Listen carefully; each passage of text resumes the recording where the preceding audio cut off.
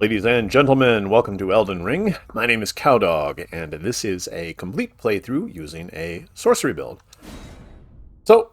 This is a video series intended mostly for moderate to advanced players. However, most of it should be pretty self-explanatory.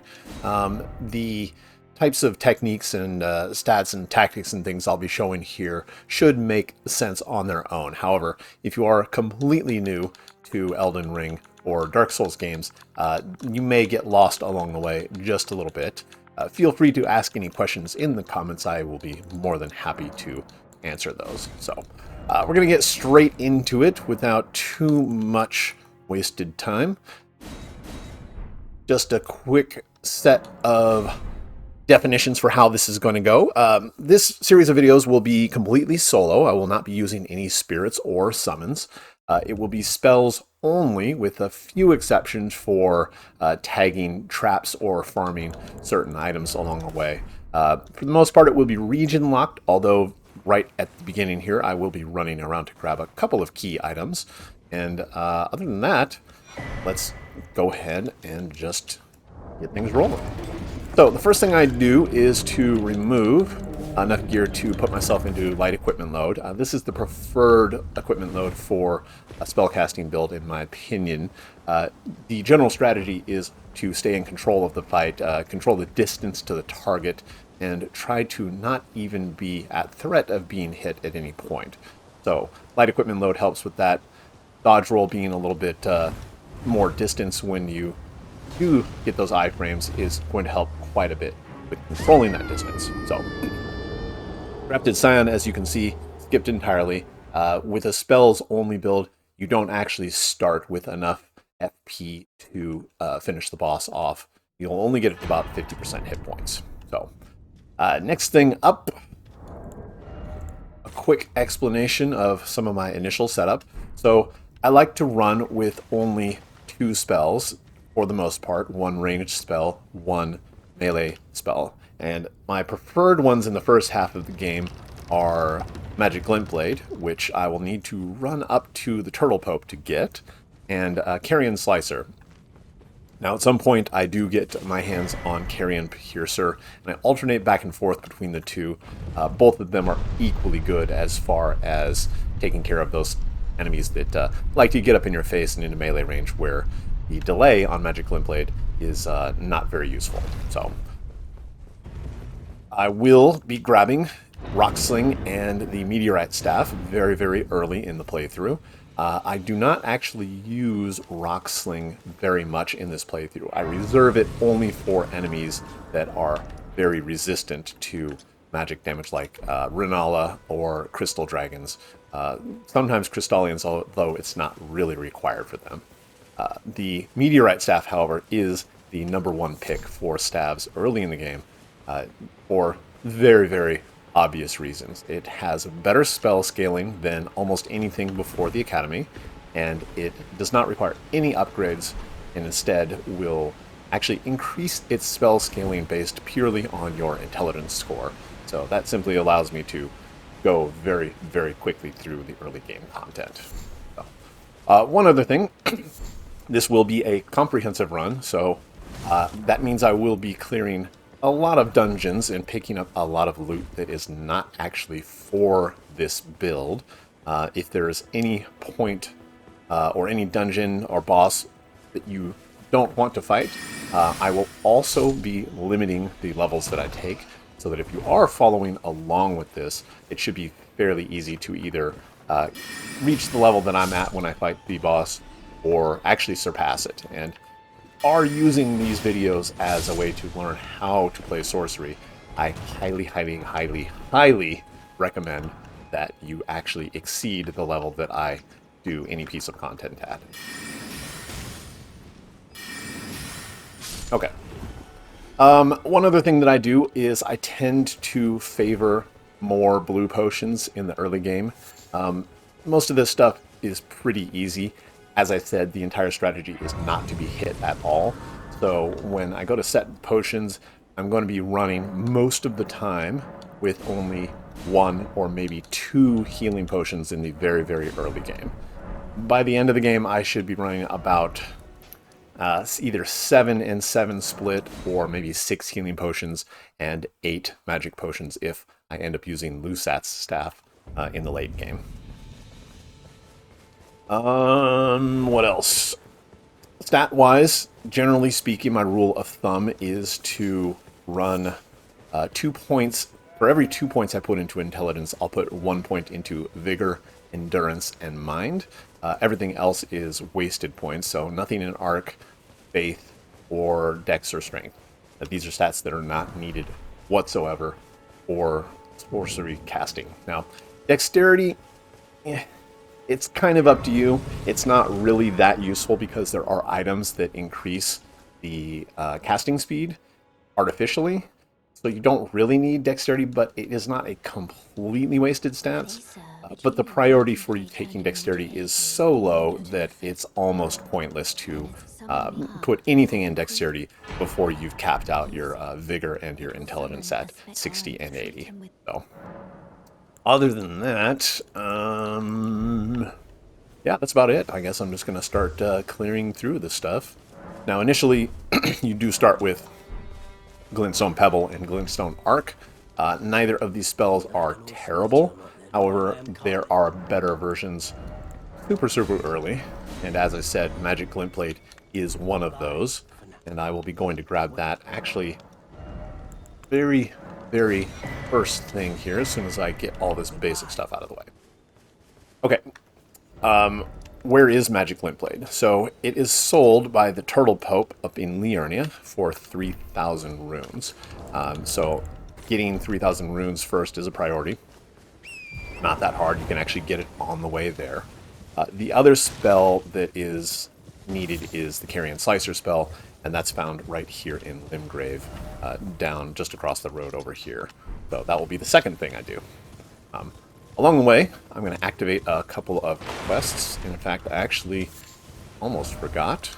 I need to make sure to encounter Ronnie before you head to Liurnia.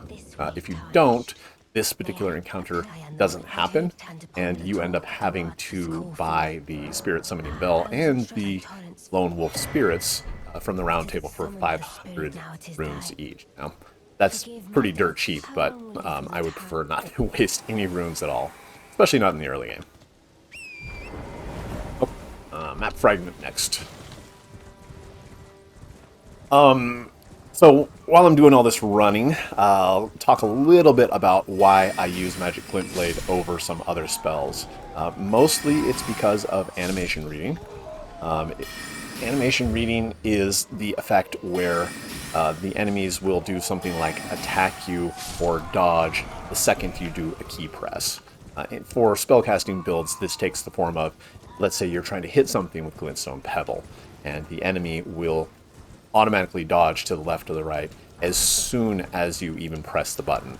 It is very irritating. It wastes a lot of your spell points, and it makes your spell casting just much less effective. Magic Glintblade gets around this because when you cast it, it has a delay built in before the spell actually fires. So while the target will still dodge that initial key press to cast, by the time the spell goes off, the dodge is finished, and the actual attack of the spell then goes on to hit the target normally. So later on in the game, I switch over to Night Comet. This is a spell, along with all the other night spells, that completely are invisible to enemy animation reading abilities. So some enemies will still dodge after a cast, and it can maybe look like animation reading. Probably the best example of this is Melina. When you hit her with one spell, she will immediately dodge. So if you are spamming spells, it may look like every other cast you do is being automatically dodged. This is not the case. It's just a reaction after the fact that if you are aware of, you can account for it and just wait a little bit before you cast your next spell, and it'll be fine. Night spells, very good. So that's night is in like the middle of the night. We're not talking about like the DLC has an incantation called Knight's Lightning Spear, which is night with a K. So don't confuse those two. All of the night spells that I will be using are sorceries. So, Okay, map fragment revealed. Grab the golden seed here. Roderika, we're going to talk to her and exhaust her dialogue, then head up to the site of grace here outside Margit's boss fight. If you're heading through here, stick to the left or right. Don't get smashed by the troll. Kind of annoying. Roderika also has a golden seed, and once you've exhausted her dialogue here, you can then head to any site of grace, any open world site of grace in Liurnia, and if you activate it, she will then move to the Roundtable and leave a golden seed behind at the shack where she starts. This does skip a couple of lines of dialogue that you would normally get if you do her full quest by grabbing the memento in Stormvale, but it's just lines of dialogue. There is no reward or anything else that's actually missed. Do make sure that you completely exhaust her dialogue, or I believe she won't actually move.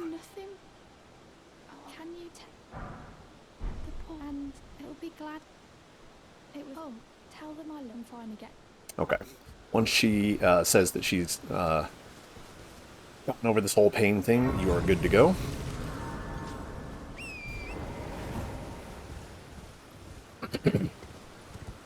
On the way to the next site of grace here, there is two things to be concerned about. One is the guy with the horn. He will alert the entire camp, and that is this dude right here. There's also, for some reason, this guy who will always see you no matter what time of day or what angle you approach at. He does shoot at you with a crossbow, which can cause you a little bit of damage, but nothing too dangerous.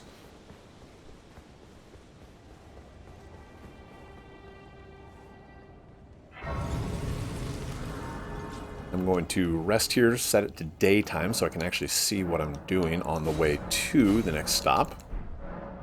Melina has some dialogue for us. So I will be hitting all of the quests and NPCs throughout the playthrough.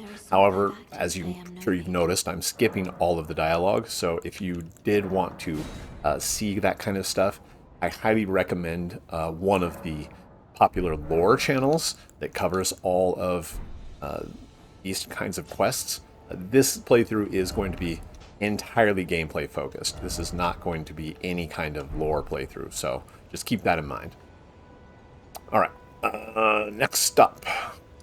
Right here, we're going to jump down and kill this scarab, and then head up around the outside wall of Stormvale to activate this site of grace right here. After that, I'll head all the way north to the Turtle Pope and buy that magic Glintblade spell. So, on the way out, make sure you knock this guy off of the crossbow. If you don't, he will shoot you in the back as you are heading down the road. Most of the time that does dismount you, and being dismounted and stunned for 5 seconds while you're surrounded by Godrick soldiers, not a great idea.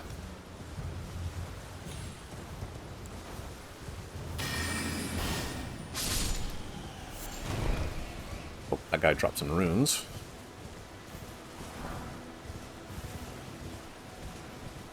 So along the way, as I mentioned, there are more than enough runes to pay for the spell that I want. In Liurnia, scattered around, there are, I guess they're hot air balloons that normally have the puppet soldiers that hang from them. If you pop these with a ranged attack, you will be awarded a golden rune 6, which is 2,000 runes, and there are 2 of them on the way to the Turtle Pope. And that means 4,000 runes, of course, which is 1,000 runes more than we need. The extra I will actually use to level intelligence up to 18, and 18 intelligence is the requirement to use the Meteorite staff. After that, grab Carian Slicer, and I will then start clearing bosses.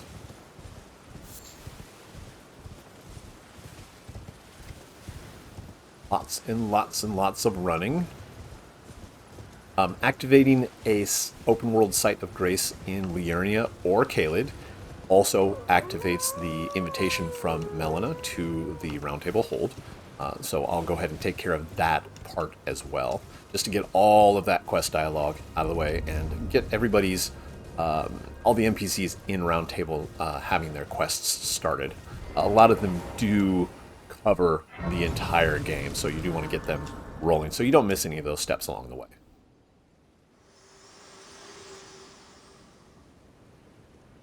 To determine if you had, it seems Torrent, whereas there is, but I can take gathering.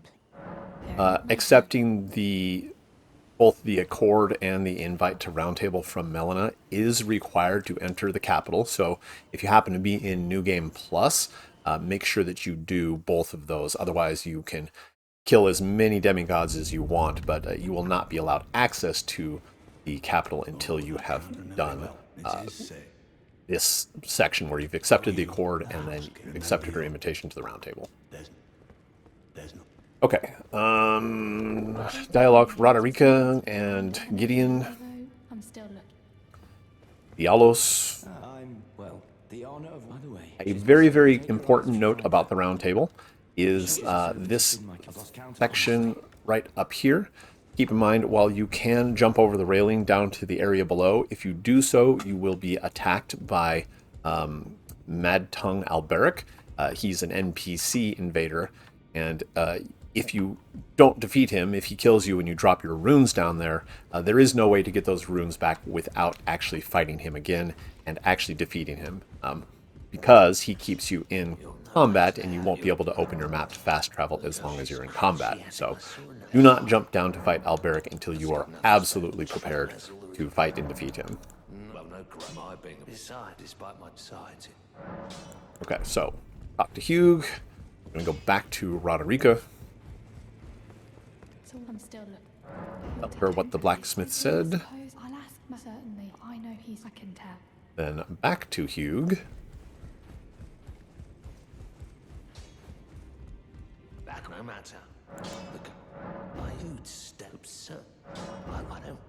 Okay, so that should unlock the ability to upgrade spirits. I'll need to fast travel to cause Roderika and Gideon to move to their next locations here in the Roundtable.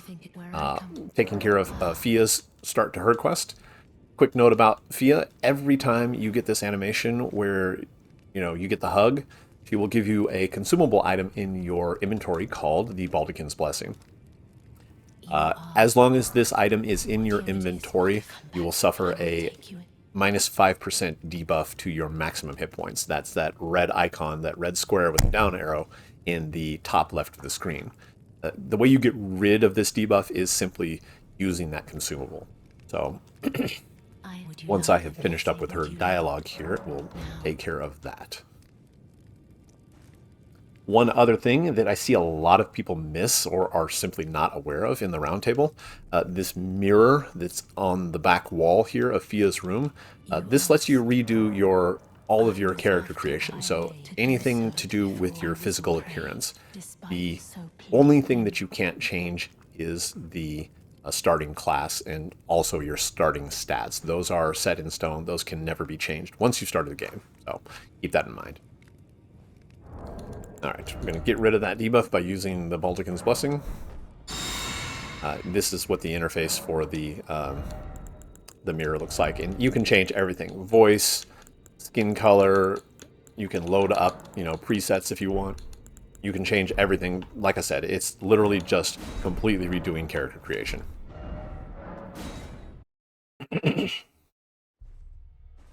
Okay. Corin, he's our vendor for incantations, but as I said, this is a sorcery playthrough, so despite him selling a bunch of spells, these are all faith-based incantations. We will not be using them. However, Corin is tied to the gold mask ending of the game, so we will be returning here periodically to talk to him about various things to advance those quests.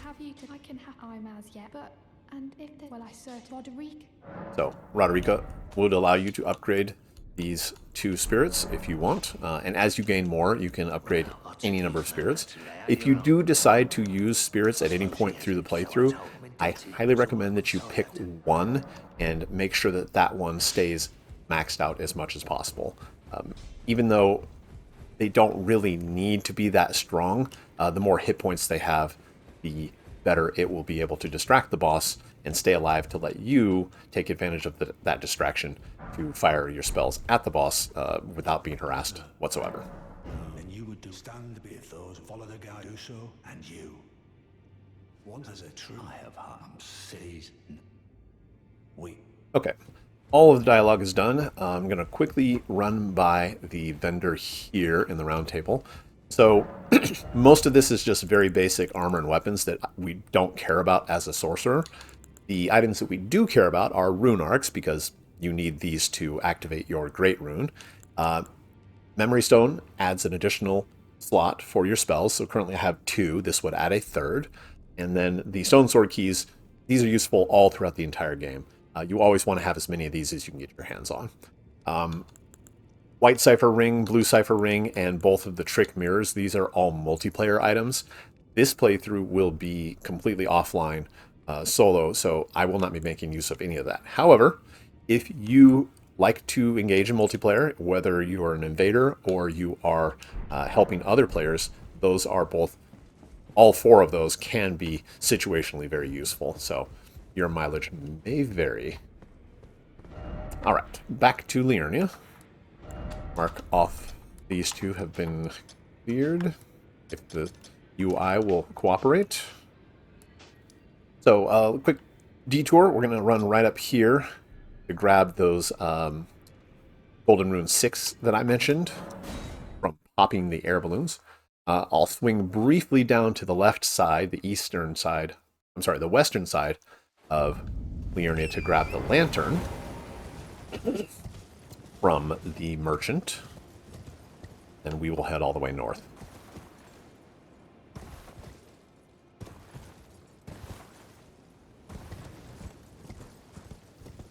Keep in mind, since I'm doing this at base level, which is level 6 with 9 vigor, Liurnia is a higher level zone, anywhere from about level 30-ish to all the way up to about level 60. So enemies in here can potentially do a lot of damage to you, so I will not be stopping to fight anything. This is purely just to go get that spell and then return. Especially these patrols of puppet warriors. The guys with the bows can be particularly dangerous if you're not careful. Okay, watch out for the giant lobster that patrols through here. Like that's him up there in the distance. Anyone who's not familiar with those already, you will find out very quickly why it's not a good idea to mess with them.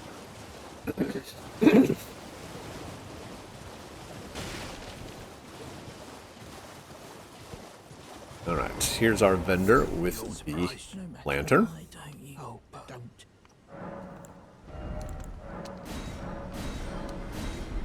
So the lantern is 1,800. That leaves us with 3,400. Even with the 2 runes I sold, I should still have enough. Next stop, up to the Turtle Boat. Now, there's a couple ways to get there. I think it's actually faster to simply ride the horse directly. There are a couple of teleporters which may or may not be useful. The first one is right here in these ruins up ahead. They will take you right outside of the Rhea Lucaria Academy. But I think I'm just going to head straight there. I don't think the teleporters will really save me any time. This thing right here is the teleporter.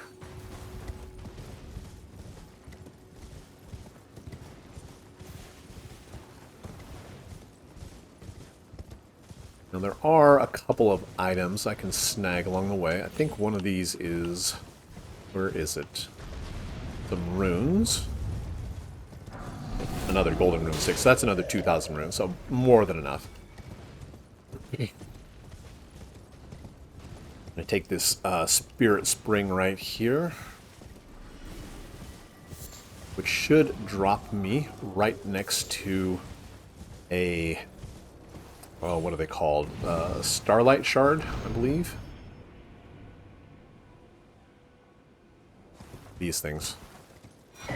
Yeah, Starlight Shards. So, Starlight Shards are consumables that allow you to regenerate some of your blue bar, your FP.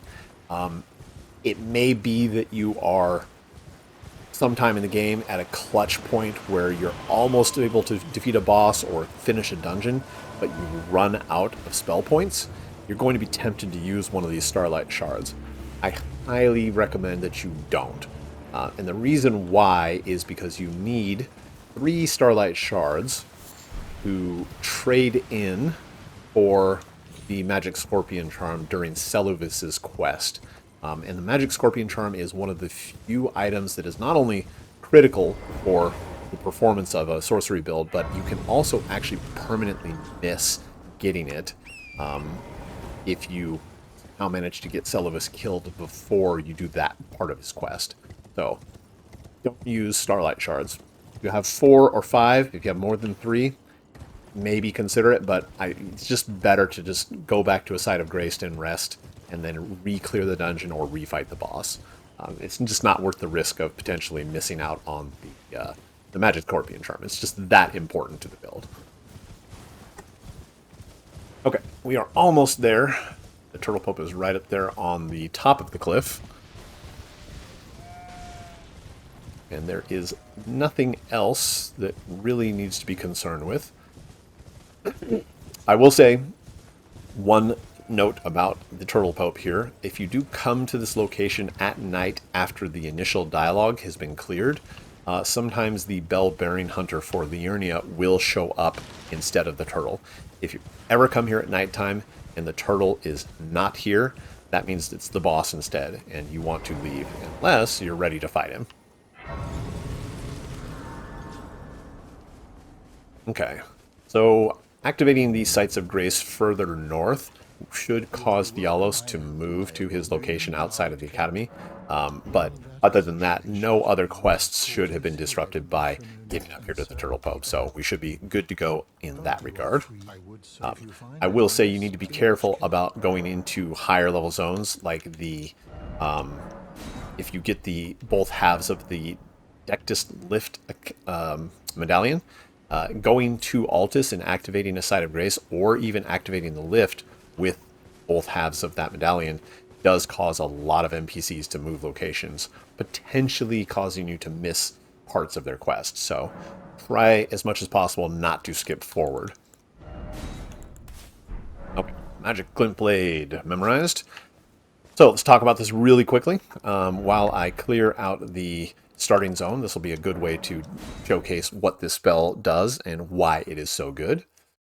As I mentioned, Magic Glintblade has a delay before the spell actually goes off. And once I get down here, I'll show you what that looks like.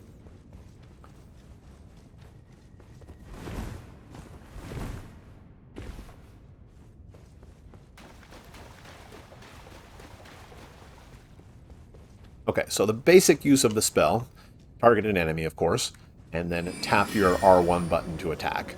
This charges up and then fires, does some damage. The spell can also be charged up by holding down the R1.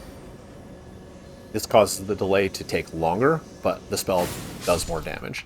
The way that you use this, especially against enemies that have lots of hit points, is you would charge up multiples of these, preferably before the fight even starts, or if it's a fog wall, before the boss reaches you. So, for instance, this guy, he doesn't die in one hit, so you can charge up one, wait about a half second, and then do a normal cast, and then both spells go off relatively close to the same time, doing more damage.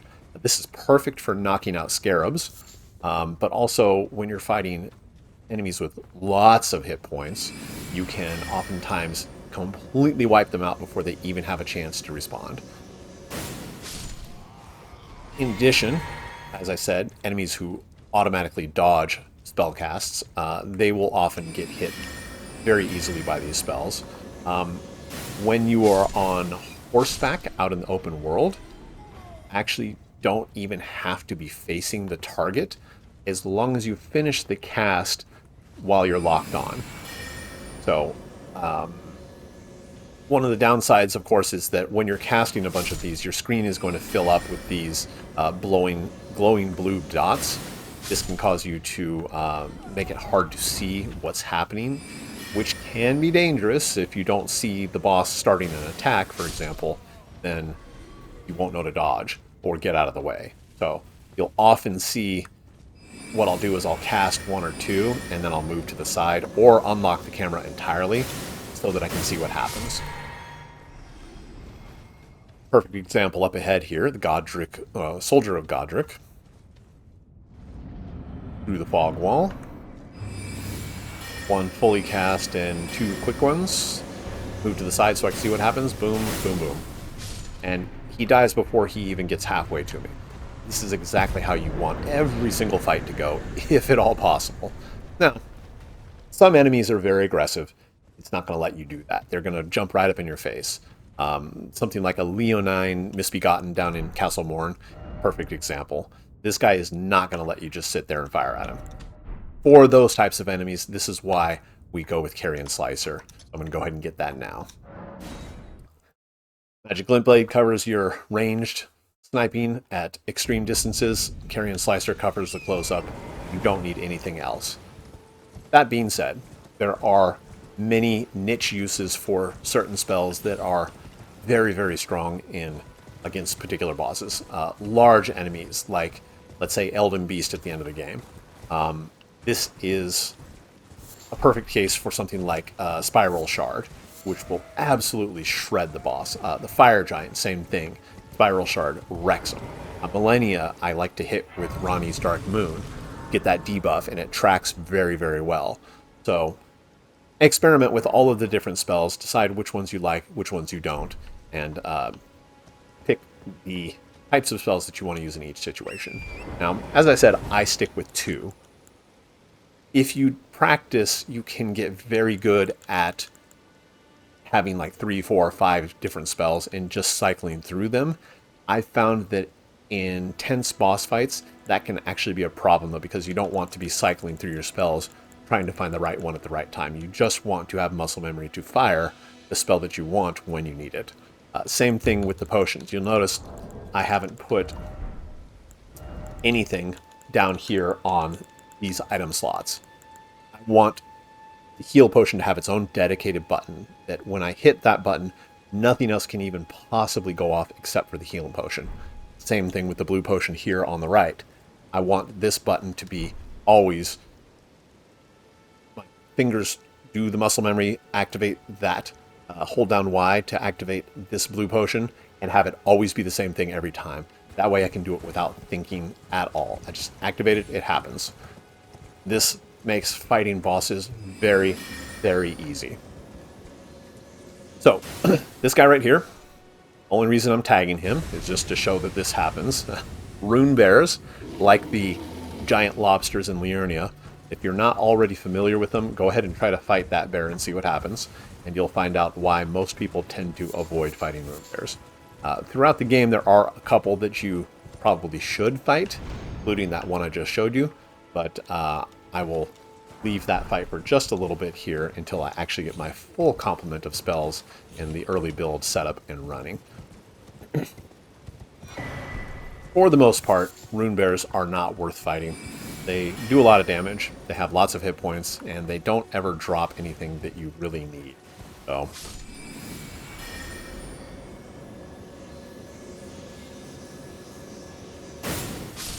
alright, so we got the spell scroll here.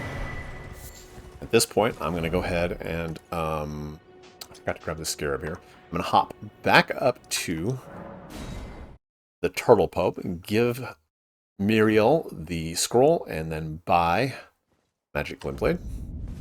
Actually, do I have enough runes? I do. So it costs 1,500. Might need to pop a few runes or kill a few enemies, so you can afford it.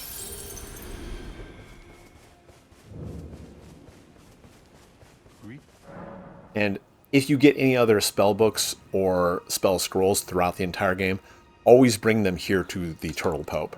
All of the other NPCs that you can give scrolls or books to eventually end up dying. So, Muriel, however, always available any point in the game. So give all of your spell scrolls to the turtle. Is there something else?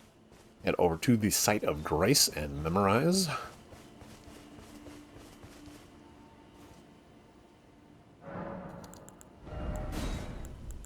So, Carian Slicer looks like this.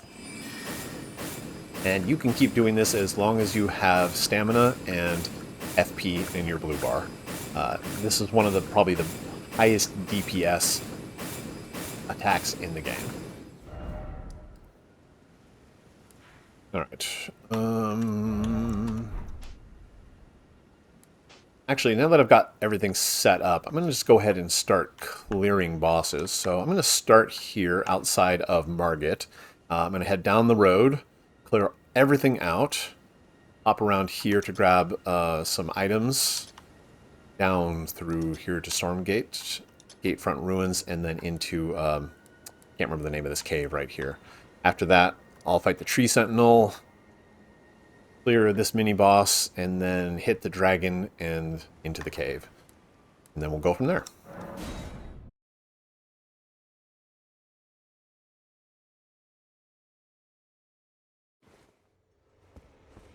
So I will say, this initial part down the road, this is mostly just practice and warm-up. There aren't any items or critical things for the build here. Mostly it's just collecting some runes and showing how Magic Glintblade and Carian Slicer kind of work together. As you can see, every single one of these enemies is being killed in one hit. That's largely due to charging up the spell and the combination of Elden Ring's sort of, I don't know what to call it. Like, it's not quite a stealth system, but if an enemy has not yet attacked you, you aren't considered to be in combat, and the first hit against an enemy does more damage. So having Magic Glintblade snipe everything before it gets a chance to attack is preferable. Of course, some enemies will always see you. That was the guy with the crossbow earlier. Sometimes you'll just have to use more than one spell. You know, sometimes you'll need 2 or 3. Things that are mounted, like mounted knights or Kaiden warriors, oftentimes will be moving quickly enough that Magic Glintblade will miss.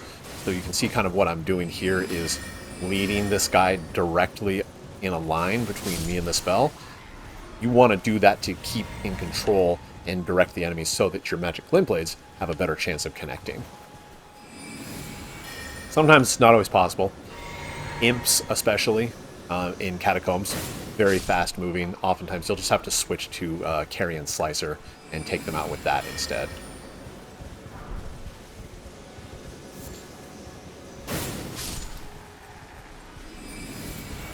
Okay, that's the last one in this particular group. Get the Scarab right here. Remember, that's a fully charged cast, about a half-second delay followed by a regular cast, and causes both of those blades to go off at the same time.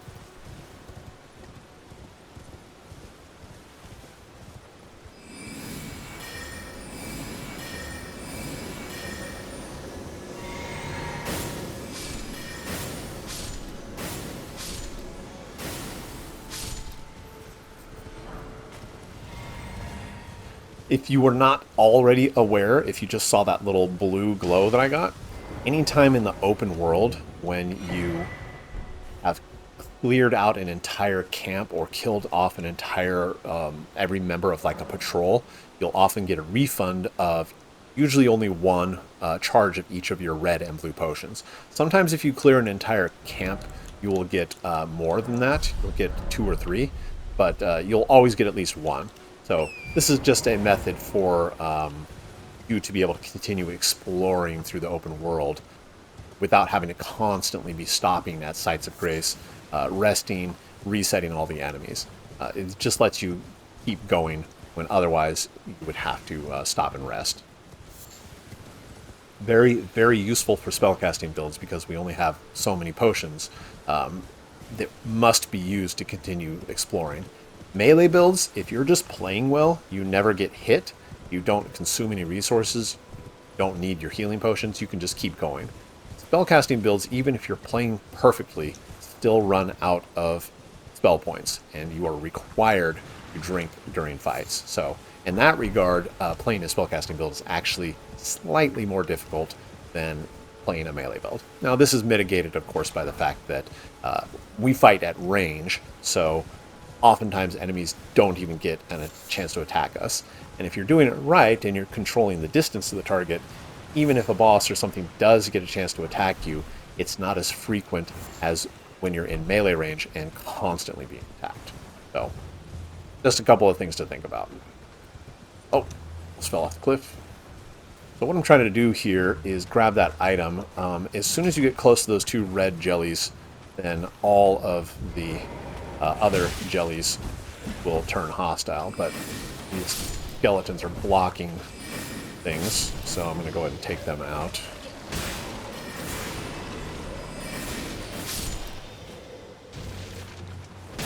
Skeletons, by the way, if you notice, you do have to hit them a second time on the ground to permanently kill them. If you are using an attack that is purely sacred damage, you can actually kill them in one hit. So, for example, the Ash of War Sacred Blade buffs your weapon with 100% sacred damage. As long as that buff is active, you can one-shot almost every skeleton. With the exception, I think, of the big dudes with the Executioner Axe. They often take 2 hits, but either way, when you hit them with that buff active, they do not get back up.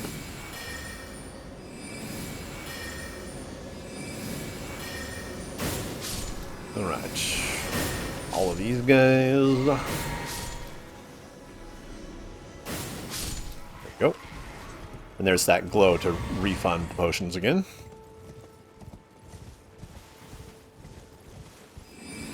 So the giant troll directly above on the cliff is still there, and it will drop down, but not until you get past this this barrier right here that I'm standing on. Actually, not until you get down to where that loot is on that corpse. And the terrain got in the way of killing that guy, so Slicer it is.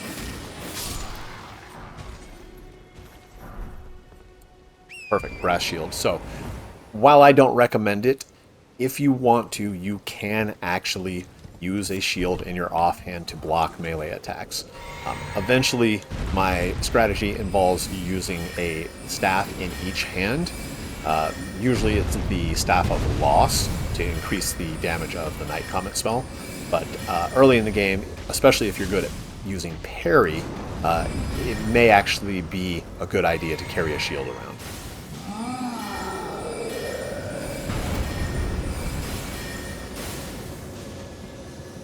One of these should do it, I think.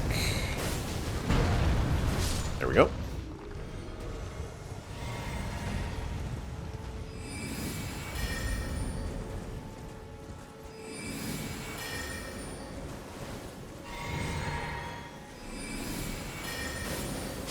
Gonna breathe through Gatefront Ruins here.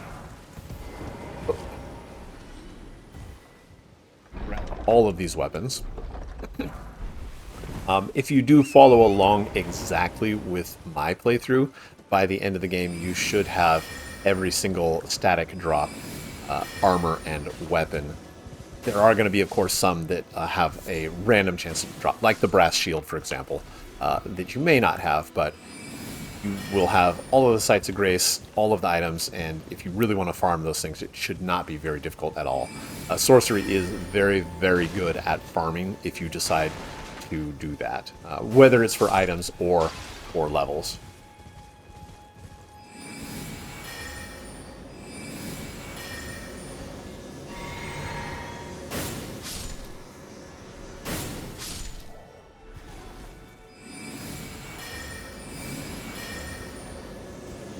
Alright, a couple more guys. We'll head to the other side of the camp. The only enemy that's even moderately annoying to fight here is this Godrick Knight up ahead.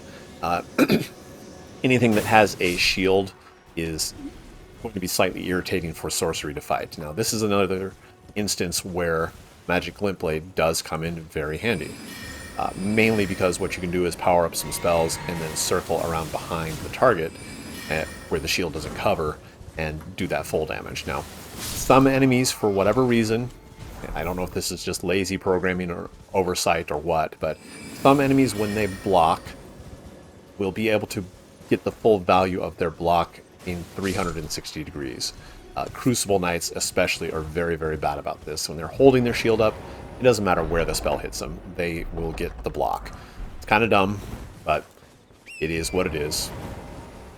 For this guy, I think I'm going to wait till his back is turned and then show you what I was talking about with charging up multiple spells. So, sneak up on him. Just be aware that he is moving away from you, so you need to give a little bit more distance for those spells to actually connect.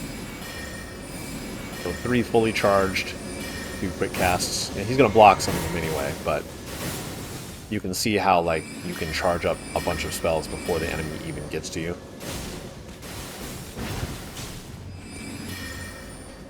And my entire goal here is just to stay out of reach, so he doesn't even get a chance to swing at me. No dodge roll required.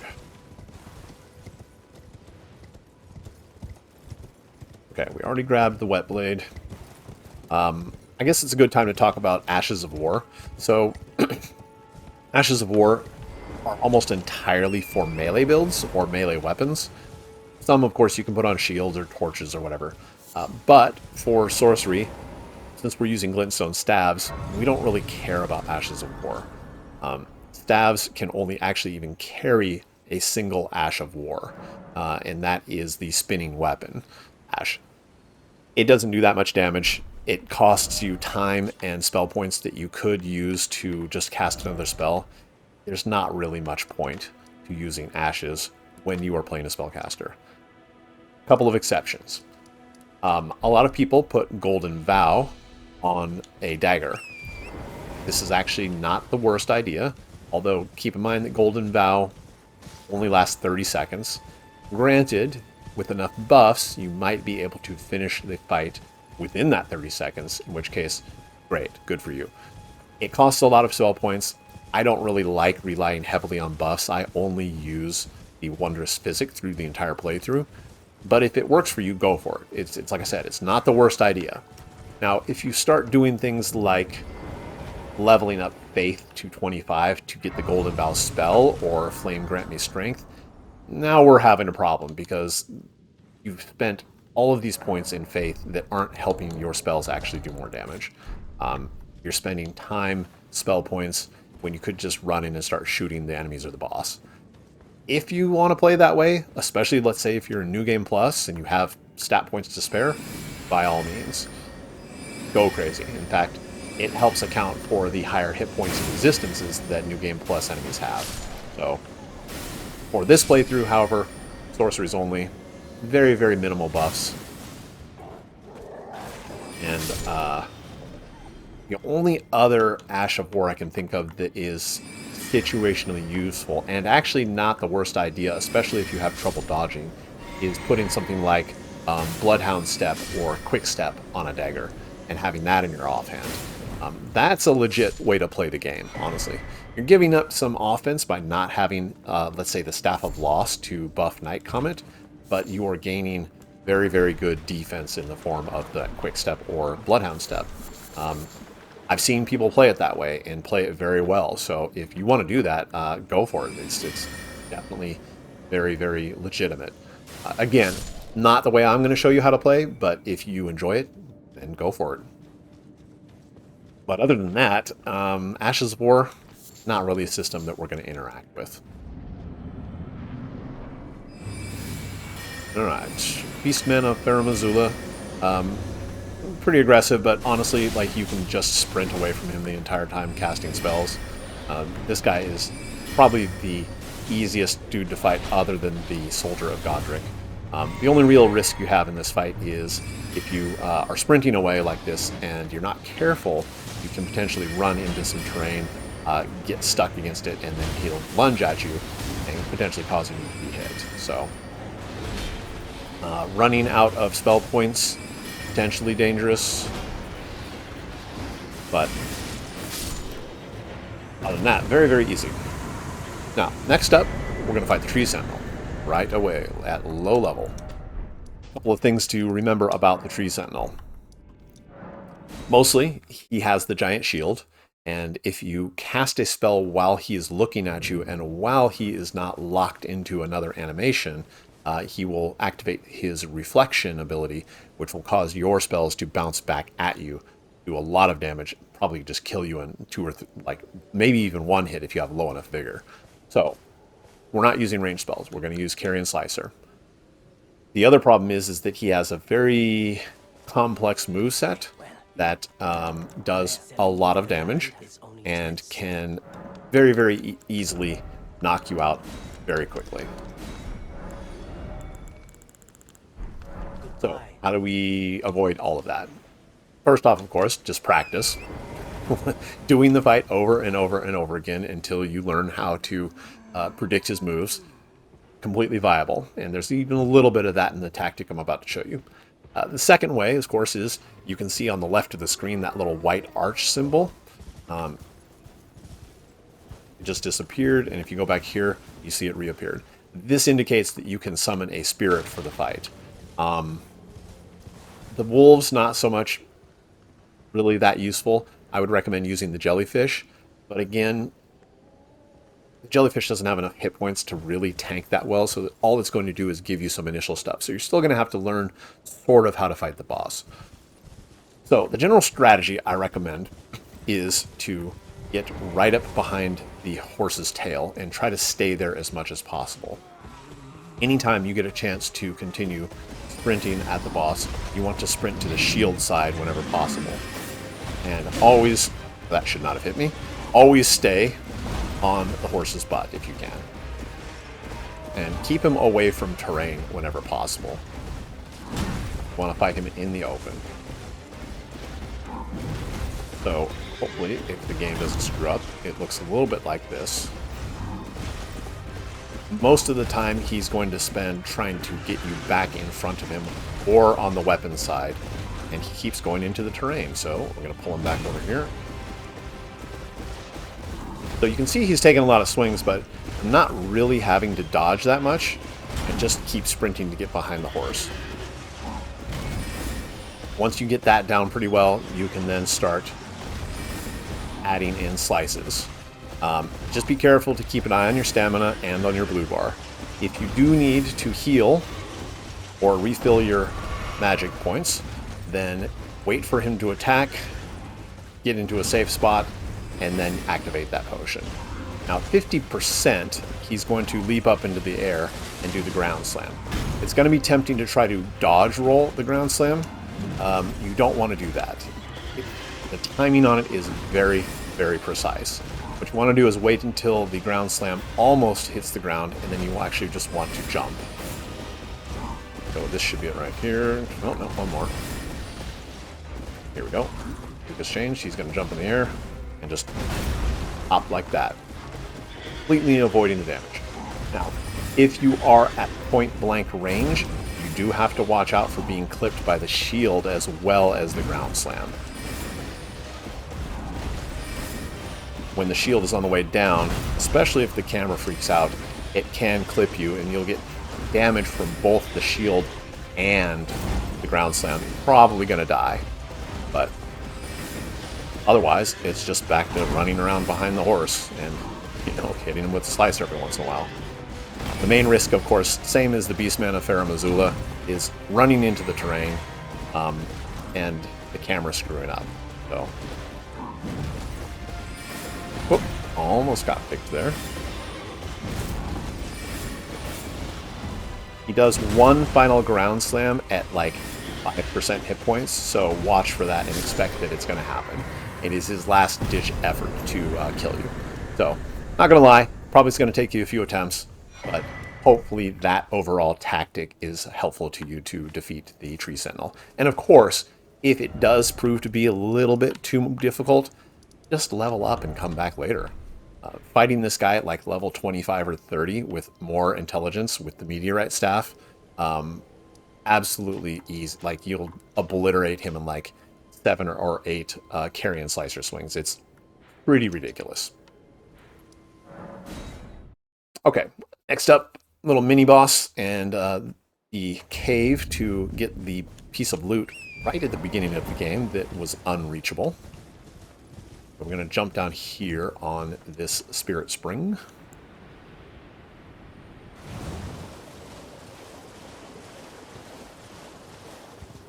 This is one of these enemies that appears to automatically dodge sometimes, but is actually just reacting to your distance to him. But again, you just charge up a few spells and you just run him towards you, and he'll run straight into the Glintblades. Nothing that you need to worry about. But he does drop the Ash of War Gravitas. And even though I just had that whole speech about Ashes of War, if you do decide to use a melee weapon as a backup, Gravitas is the first Ash of War in the game that can add magic damage and intelligence scaling to a melee weapon. So if you're using a melee weapon as a backup, then that is the Ash of War you want to put on it.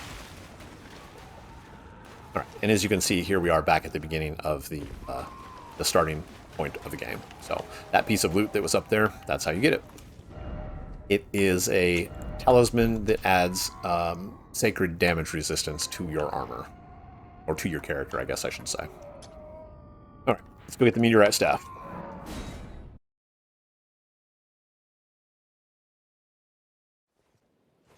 So, getting the Meteorite Staff, of course, requires going through the trap chest in the Limgrave Ruins. So as long as we're here, let's go ahead and clear out that place as well. Nothing really threatening in the ruins here. There are a couple of dogs. Guys with torches can knock you off your horse if you let them get close. But other than that, just a bunch of rats. There's not even actually a boss here, so mostly it's just cleaning house. Got a dog here. Guy with a torch. Big dog. For some reason this dog has more hit points. Hopefully the tree doesn't block that first spell. There we go. Nope, and didn't kill him, so I'm going to switch to Slicer.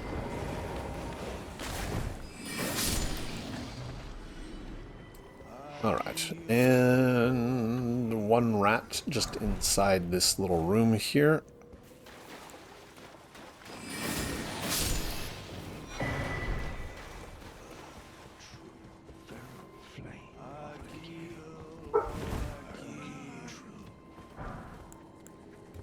And down the stairs, we got 4 or 5 rats, followed by that trap chest.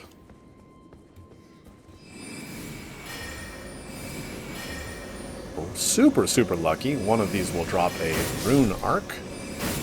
Usually all they drop are golden rune ones.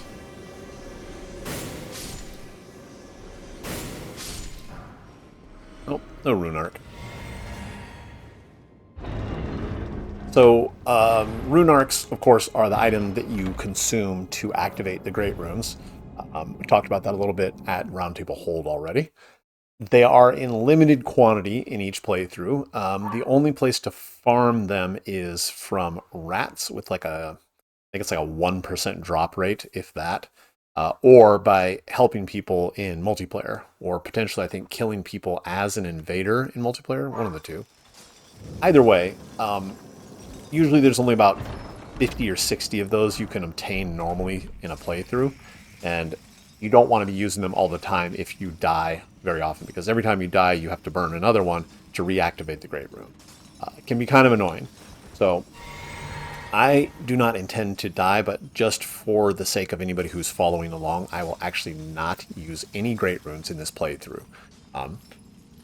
If you need just a little bit of extra boost when you're higher level, activating those, using those Great Runes is that little boost of power, especially the Godrick Great Rune, since it buffs 4 of our main stats. Really, really will give you that extra edge you need to defeat a boss that you might be struggling with. So save those rune arcs, but I will show you where to get several of those, including one here in this dungeon. So trap chest sends us to Celia Crystal Tunnel out here in Caelid. We, of course, teleported from over here. And in order to escape, we need to rest at a site of grace. you have been trapped, you cannot travel to Sites of Grace until you rest at 1. Fortunately, there is a Site of Grace right at the front of the dungeon, but we need to get there safely. So I'm going to take these guys out. Usually it only takes 3 or 4 fully charged magic Glintblades. Let's see if 4 does it. Yeah, 2, 3, 4. There are 2 more of these guys, one right here.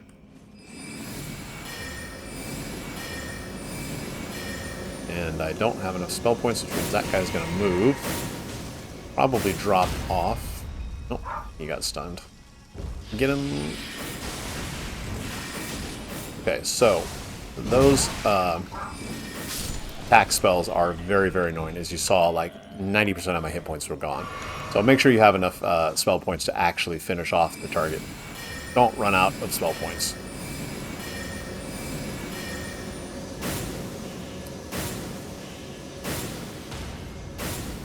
Alright. All that's left are the miners. Collect up all of this loot in here.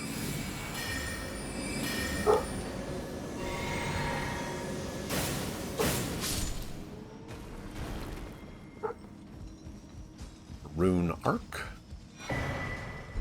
So if you either mess up that particular encounter with the pests there that I just killed, or you don't want to deal with the hassle at all, as soon as you come in here, just crouch down and you can head up over here to the right. None of these guys will attack you. The only thing you have to watch out for is that little hop right there when you drop off the cliff. You notice I went from crouching to standing up. That will deactivate your stealth, and you want to crouch again, and then just simply come down here.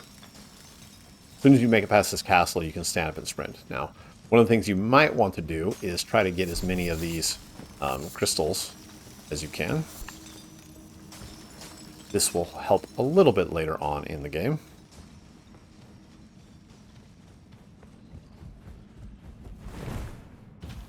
And here is the Site of Grace. Now, the other thing that's going to stop you from fast traveling is anytime you're inside a cave, a dungeon, or a catacomb where you have not defeated the boss yet, you also will be unable to fast travel. You just have to leave the dungeon in order to enable that.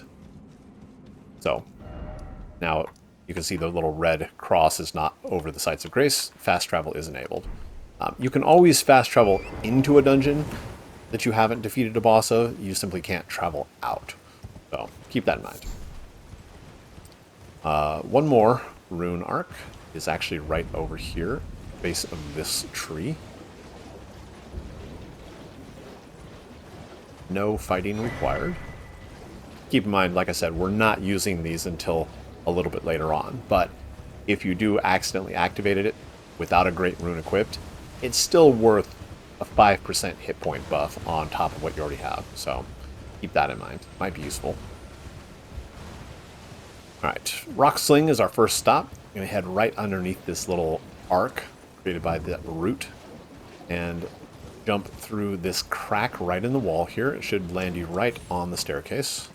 Now, sometimes when you come down here, those mushroom head wizard dudes will actually follow you down.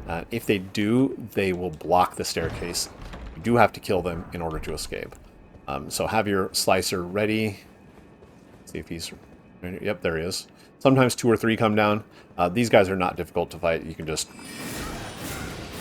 chop them up like that. Could not be a problem. Next up, Meteorite Staff. If you want, you can grab the Traveling Perfumer outfit, a little bit of fashion. Or Elden Bling. And then we have the rot flowers here that are blocking the way, so you can just take those out. 2 spells each.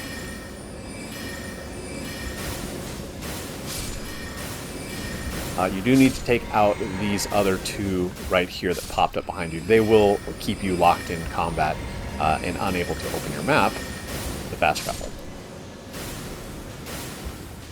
Oh, one more. Alright, grab the runes and the Meteorite Staff. Remember, it requires 18 intelligence, so we're going to have to level up here to use it. More than enough runes sitting around to do that, but head back here.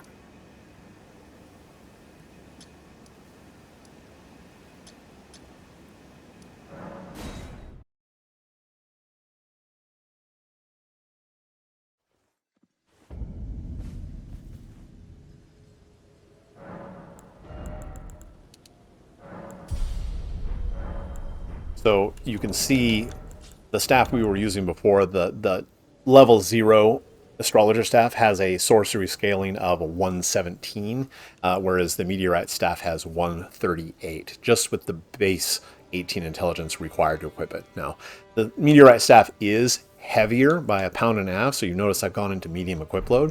So I'm going to go ahead and level up a little bit here. Hopefully get that back down. Actually, I think I can achieve...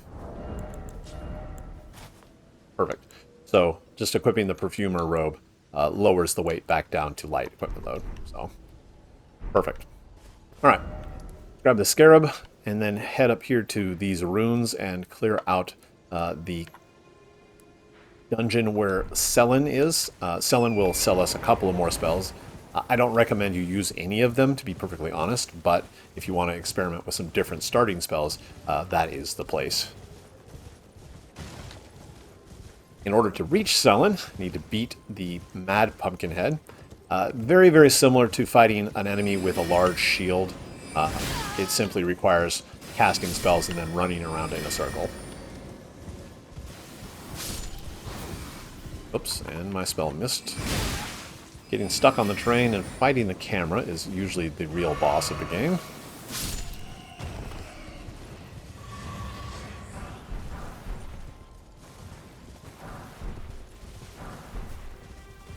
And if for some reason you started the game not as the astrologer or the prisoner, this guy right here, every time you kill him for the first time, he will drop a basic glintstone staff. That being said, you getting attacked by wolves, come on guys. Trying to explain things, being attacked by the wildlife. That being said, you can just level your intelligence to 18 and grab the meteorite staff. You don't need to do this. It's just an interesting little piece of trivia that that guy always drops a glintstone staff. Alright, next up, clearing out some plants.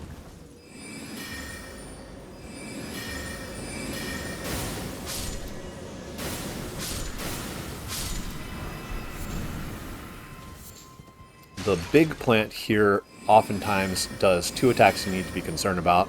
One is, of course, the laser beams from on high. The other is what he's doing right now, the Poison Cloud. Now, the Poison Cloud, we don't really care that much. You can just sit out of range and fire spells. But the nuke from orbit, you just need to wait just a little bit and then move out of the way. Fortunately, it targets where you are, not where you're going. There we go. Just run over here to the other side. Avoid that entirely. Finishing this guy off should give us 2 charges on the flask for magic, which is more than enough to finish off the Mad Pumkinhead. So we're going to go from 1 back up to 3. Grab up all the loot.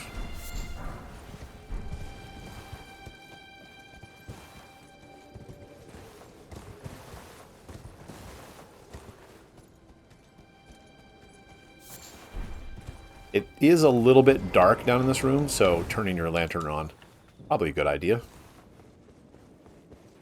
Now, one of the funny things about this is, though, even though it's a fog wall boss, once you get inside, you can actually activate the horse, and I recommend that you do that because then you can just sprint around the outside of the map of the room, casting spells like this.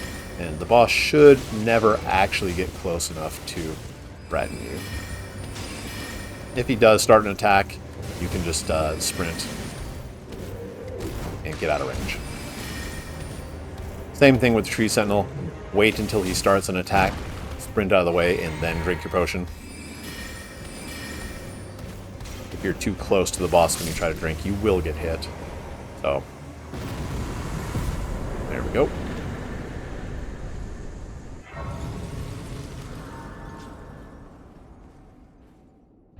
If, for whatever reason, you did not want to travel up to the Turtle Pope, Sellen is also able to accept scrolls, and she will then teach you the Carian Slicer spell.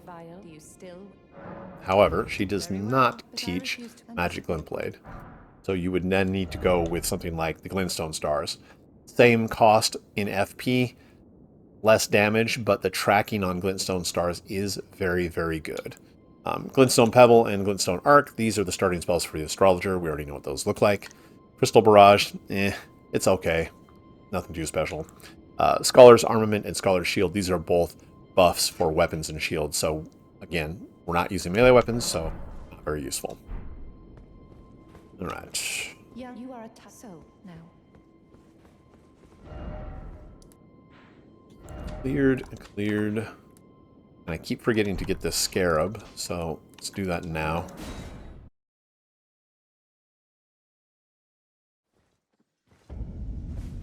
On either side of this Scarab, giant crabs will pop up out of the ground, so make sure that you stay far enough back that you don't enter the water. These crabs will coordinate their attacks to stun lock you off your horse and then smash you into the ground. Alright. There we go. Unsheath. Let me show you how to cheese this Runebear. Now, as I said, there is a Runebear fight. I think there's actually two that you actually have to fight straight up.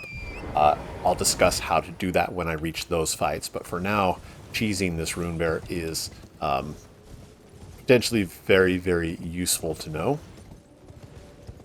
Really, all it involves is just getting up to a point up here where he can't reach. Take out this guy with the torch because he will dismount you if you're not careful. And you basically just sit up here on this cliff and fire down onto the Runebear. And he will not be able to fight back.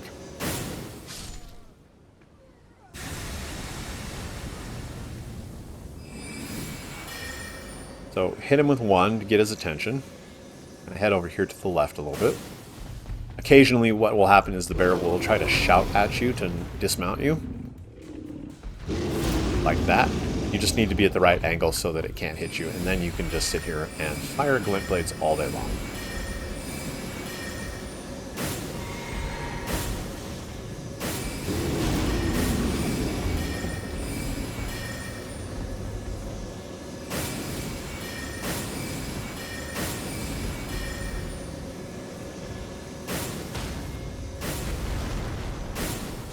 One more. So the reason why I'm showing you this now is because this is your first spot to get a larval tier. Not that you need it yet, but this is the item that you would then trade in at Renna to respec your stats. So in case you were coming in like New Game Plus, or maybe you started the game already and you are catching up on how to play Sorcery, you could then take this larval tier to Renna, respec your stats into Intelligence, Vigor, Mind, and Endurance, and be good to go. So, alright, what did I say? We'll do the Dragon and the Cave next. Now, Agheel can be kind of a pain. One of the things that happens very often with the Dragon is that he decides that he's going to spend 90% of the time in the air. Because there's the delay with Magic Glintblade before it fires, a lot of times you'll go to cast your spell, and Agheel will just decide, nope, I'm going to be in the air, out of range of your spells. If this happens, just go back to Side of Grace, restart the fight, and do it again until he stops being a piece of crap. Alternatively, you can just use Carian Slicer and attack his feet over and over again. That works also, but it's more dangerous. Usually, you can just target this guy's face, charge up some spells, and blow him up. Now, if you're using Rocksling, yep, there he goes into the air. If you're using Rocksling, you can also potentially actually stance break the dragon. And he's up on the hill. Okay, so I'm not going to deal with this nonsense. I'm going to go back to a Side of Grace. So that happens sometimes. The boss just decides that he's going to be a piece of crap. Just head back to a Side of Grace and reset it. It's not a big deal.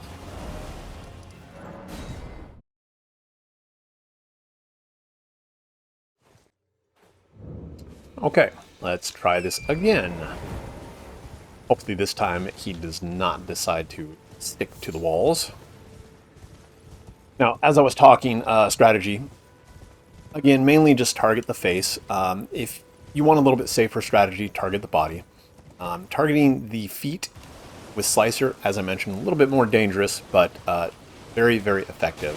So I'll start out with some early magic Glintblades right to the body and see if we can't get some free damage in before he turns around.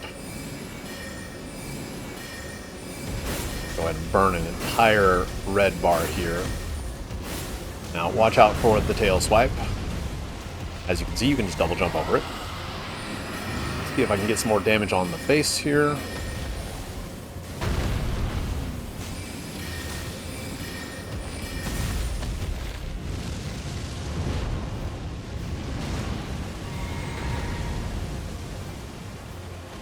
Already at 50% health, so we're doing pretty good. A couple more hits to the face, and I think we won't have to go to the feet unless he decides to jump in the air, which looks like this time around he's cooperating.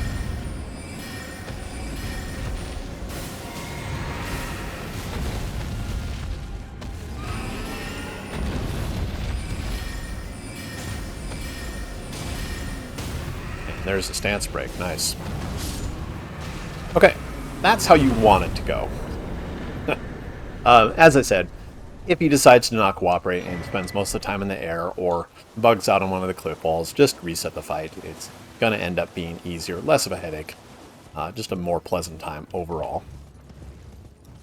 And into the cave. So everything in here is going to be miners and rats. The final boss is, of course, a giant troll. The miners resist physical damage, except strike damage. So anything that's slashing, piercing, or standard, you're going to have a little bit of a harder time. If you come in here with strike weapons like hammers and maces, you'll be able to do full damage. But even more so, doing purely elemental damage, so lightning, sacred, magic, or fire damage is ideal. Fire damage they're especially weak to. And most everything you can just assassinate here with a single slicer. Like so. And the rats, just hit them each with a Glintblade. Sometimes they come out of the cave when they hear you killed the guy right before. If that happens, you just take your time and either back up and hit him with a Glintblade, or go to town with Slicer. Either way works.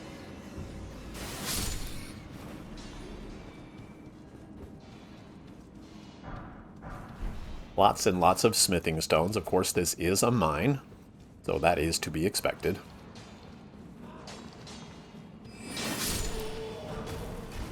Now, the final boss is also vulnerable to elemental damage, or non-physical damage, I guess I should say. But it does have a lot of hit points, and at this level of intelligence, I'll need to get every single hit in as soon and as fast as I can. I may even need to have a couple of these fire pots ready for backup, just in case.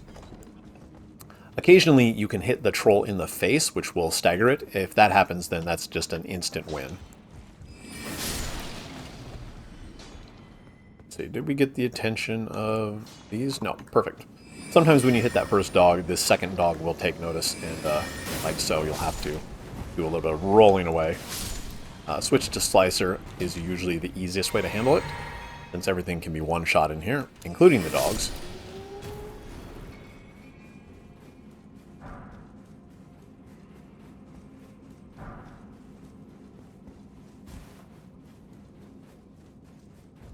Now to get to the boss, there is a, I don't want to call it a hidden passage, but the elevator does not stop on the floor that you need to get off on, so you need to watch for the ledge and then either sprint or dodge or run off right here.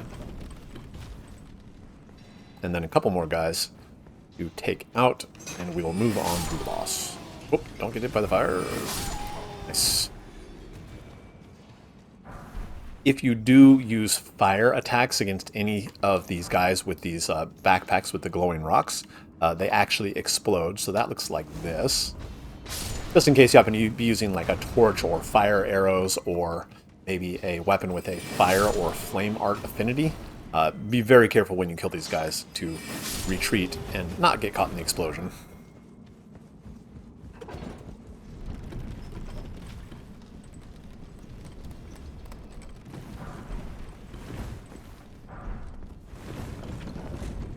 Okay, here we are at the boss fight.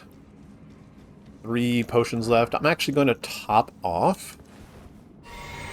And as I said, as soon as I'm able, I want to be spamming spells towards the boss.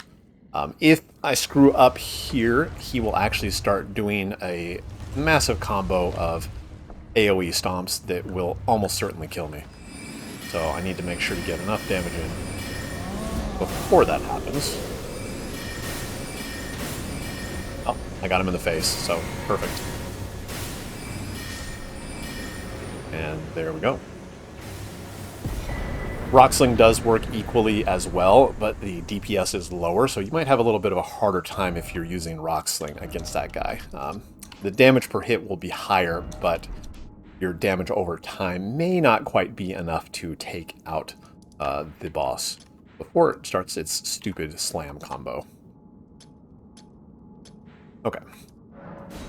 Go ahead and unlock the second half of the map.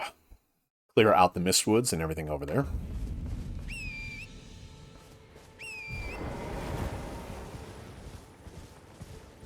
These guys on their horses, every time you kill both of them, you will get a refund of 1 potion.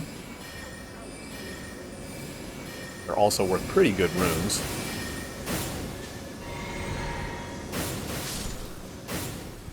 And they have the annoying habit of sneaking up behind you when you're fighting something else. So I like to take them out. Good practice. Lots of runes. Benefit all around. Oh, when they and so this is I hope, or I couldn't then not. Right, Okay, that's all of Boc's dialogue exhausted. Move on to the next rider. Now be a little bit careful coming through this section. Sometimes a second rider will come down from uphill while you're fighting this first guy. Just keep an eye out for that. His patrol range is pretty massive, and the timing is sometimes a little weird. Yep, here he comes.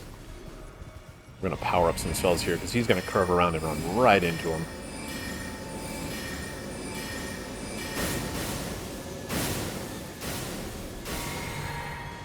Oh, need a couple more.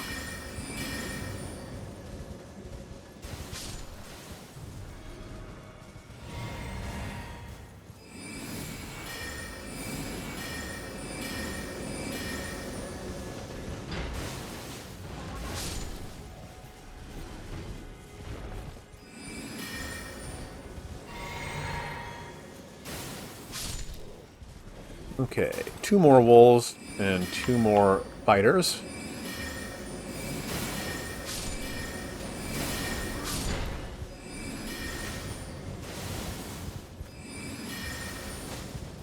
And as you can see, the Glintblades are missing there because he's running at me, and the angle is just a little bit off, so I'm going to reset like that and have him come straight at me. That way those Glintblades have 0 chance of missing. All that's left is this guy.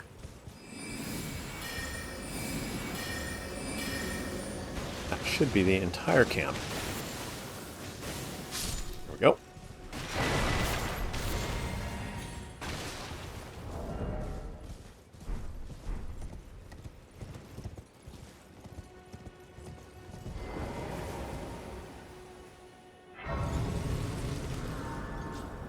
Alright, slight change of course.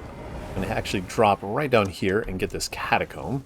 One of the nice things about catacombs is the enemies are always in exactly the same place. And as long as you know where they are, you can snipe most of them off of the walls with Glintblades. But mainly what I'm doing is fishing for the potential of a cat head helmet.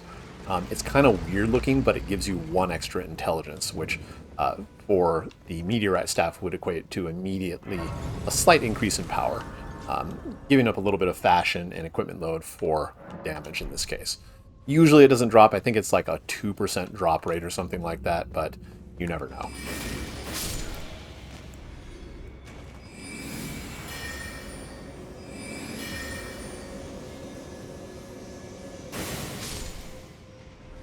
One more here. He'll drop down and save a little bit of magic points by using Slicer. This is also a good example to show off how you can use traps in a dungeon to your advantage instead of having it work against you. So I'm going to draw these guys out towards me, dodge their knives, and let them get hit with their own spell. I'm going to go back to immediately throwing knives. Probably should have just used Slicer to hit him, but it is what it is. Meant to be on Slicer there.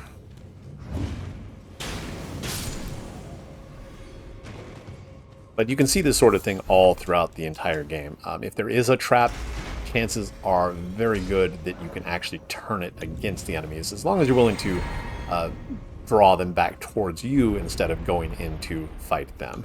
But this is probably what I should have done. Instead of trying to be fancy, I probably should have just shot them with Magic Glintblade.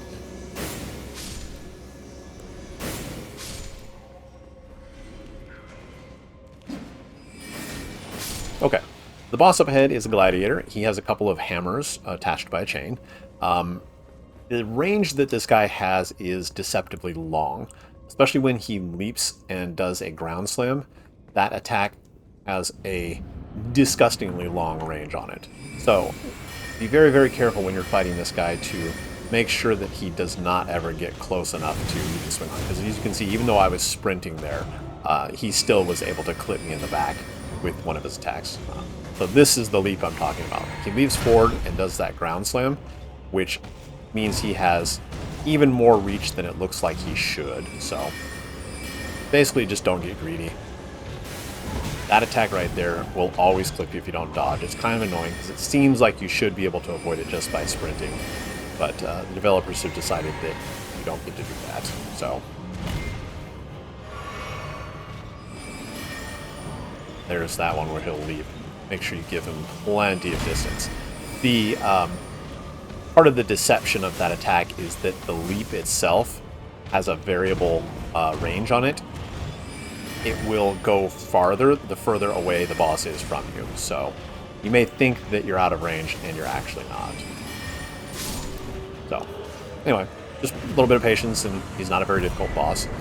He does give a very, very good spirit. This Banished Knight Agheel is one of the best in the game, probably in the top 10, at least in the base game. The DLC has some really bizarre, crazy powerful spirits, but for the first playthrough you do, Agheel, super, super good. Probably your go-to for the first third of the game or so. There is a competitor here in Limgrave at the bottom of the Fringe Folk Hero Grave. That's another one of the Banished Knight spirits with a great sword in each hand. That guy is a DPS machine. So I'll let you experiment with it, and you can decide which one of those is actually better. But do not take my word for it. I am far from being an expert on using spirits because I have played so long without them that I actually am kind of working off memory here. So from I don't know, 2 years ago. So if I say something is good when it comes to spirits, maybe double check me on that. Alright. Let's hit the Site of Grace here and then the map fragment. Doing good on potions.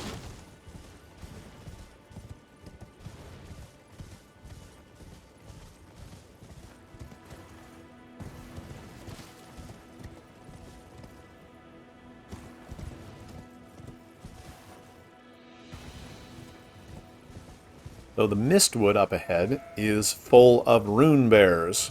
I talked a little bit about those guys before. None of these bears are worth fighting. None of them have anything that drops that's worthwhile. And they're just a waste of time and effort, if I'm being honest. Unless you want to get practice fighting Runebears, in which case this is the spot. There are, I think, 3 or 4 of them right in a small area. You got 1, 2, 3 up ahead, and then there's a 4th one over to the right somewhere that I always lose track of. This guy usually stays asleep. I'm not sure what wakes him up as far as proximity. Obviously, if you hit him, he'll get up and attack, but mostly you can just ride right on past. Alright. So, I'm going to hit these ruins here. There's a Scarab, more Tears for the Wondrous Physic, and then a Merchant, and then I'll head down here and grab a Golden Seed for to increase the number of pouch flasks I've got. Or flask charges. I don't know why I said pouch flasks.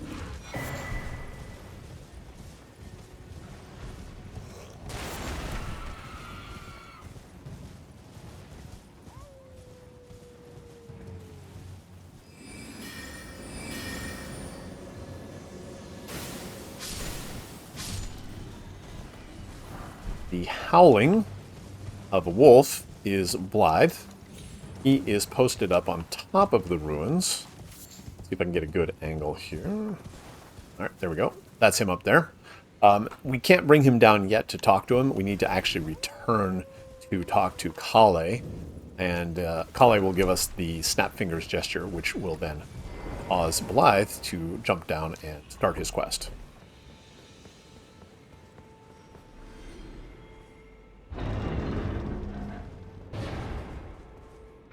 Okay, so the Axe Talisman. Quick clarification. So it says enhances charge attacks. You might think that this applies to charging up your spells. Unfortunately, it does not. It only applies to weapon attacks.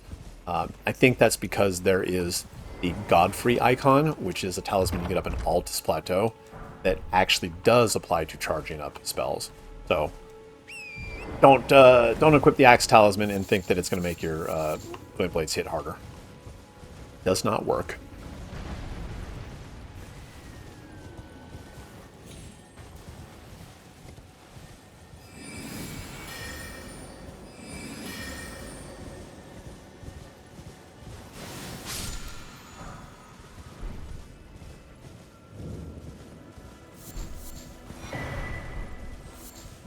Same thing with the Spiked Cracked Tier for the Wondrous Physic. It does the exact same thing as the Axe Talisman, and the effects actually stack for melee hits. Unfortunately, again, it does not apply to our spells, so it's no good for us. Please, I'm hungry. I'm going to sell off a bunch of this garbage. All of these runes. So up until this point, I've been doing everything pretty much at minimum level.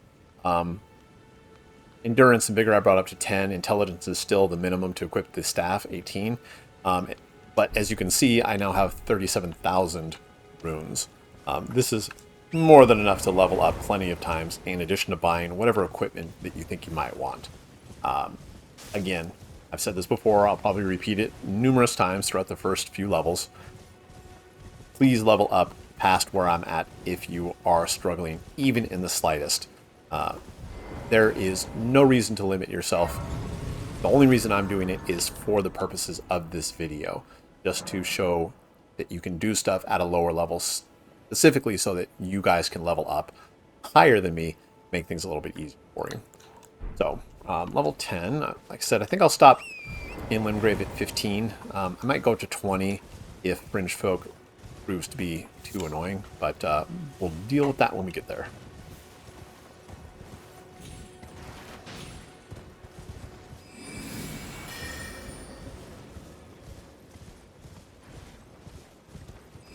Okay, Pumkinhead up ahead. The exact same as when we fought the one out in front of Sellen, except this time he's not behind a fog wall.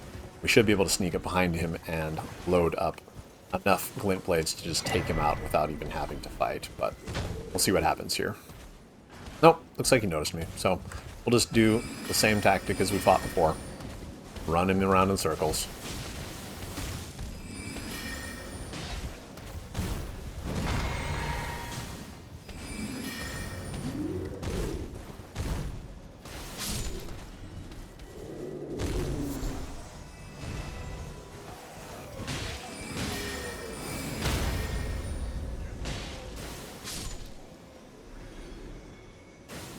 That guy blocked. Very annoying. And it sounds like there's one more down below. Yep, here we go.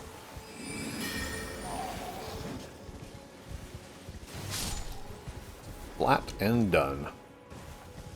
Okay, so inside the fort, we have rats, we have a knight at the very top, and then we have these guys who like to throw fire pods.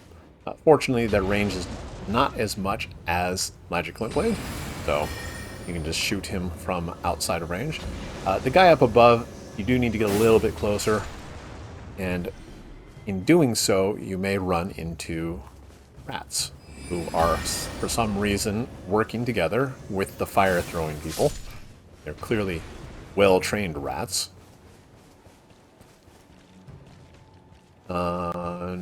So now I should be able to get this guy with a fully charged, just to make sure. Yep, there we go. Oh, he even falls off into the fire. Nice. Alright, rat number 2. There's another one right here at the top of the stairs. Hopefully the terrain doesn't block, but it looks like it will. Yep. Okay, we can get him from here. Now there's one more just inside this room up ahead, and killing that final rat will refill one charge of the potions, so that's going to be nice to get.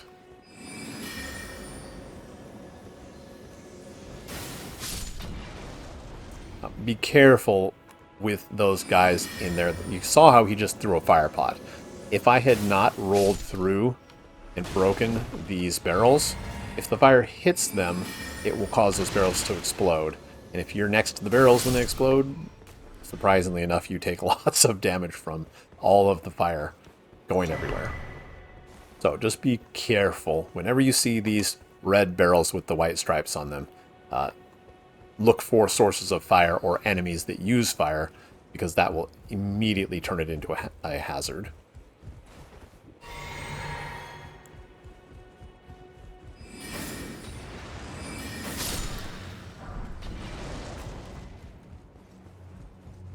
I'm actually going to shoot this guy, and the reason why I'm using that instead of Slicer is because if I snipe him, I can then sneak up the stairs and load up a bunch of Glintblades against the knight. If I use Slicer, the knight would have come forward and made this ambush a little bit harder to do.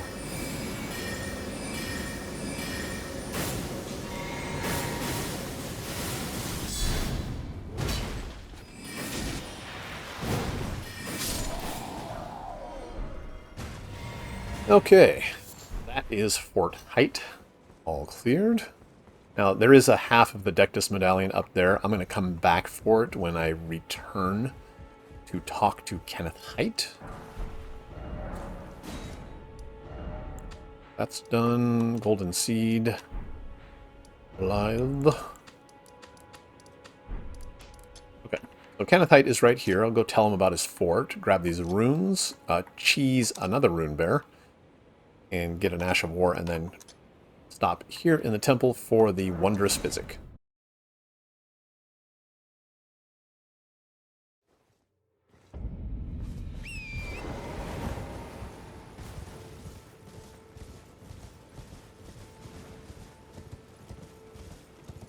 Hello? Is anybody there? Someone who might be interested in rescuing the great Kenneth Haight? Ah, well, no. Despite you might have untarnished. I want you to knight. Boc? Fine word. I doubt the doubt. Go on.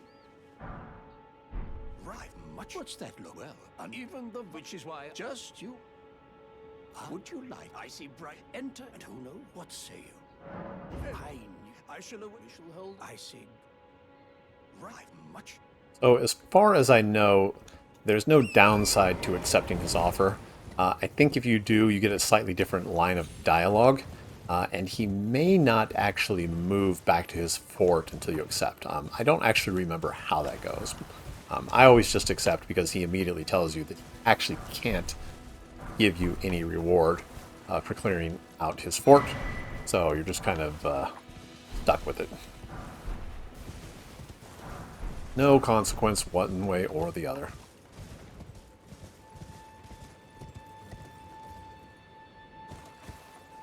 Okay, so down below, there is a Runebear. Right there. I'm going to drop one of these on him. This little cul-de-sac here is a little bit dark, especially if you come at night. It's very dark. So dropping that glowstone will just help identify things a little bit easier. The wolves drop down as soon as you get over here. You can just take those out with Slicer to save some magic points.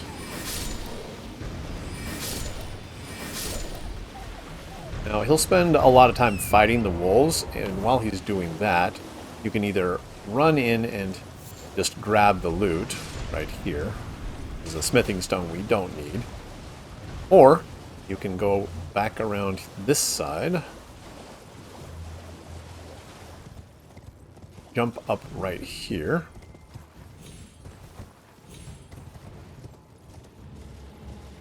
and then post up on one of these platforms. I usually pick this one further out. And you're just going to sit up here and shoot the bear with Glintblades. Now, sometimes the bear will get directly below the platform, making it hard to target. You're going to have to mess around with the camera just a little bit. What you don't want is to get too close to the edge. If the bear decides to roar at you, it will actually knock you forward instead of back, causing you to fall down in range of the bear, where he will probably try to eat. So, keep that in mind.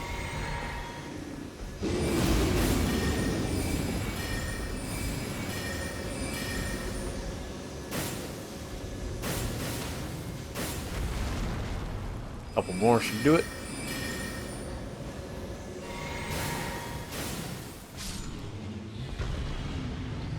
And good to go.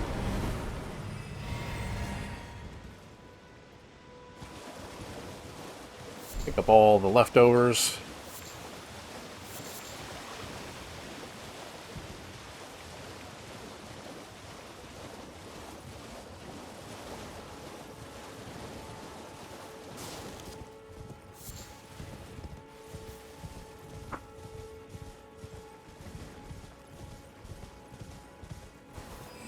Oh, looks like the scarab saw me.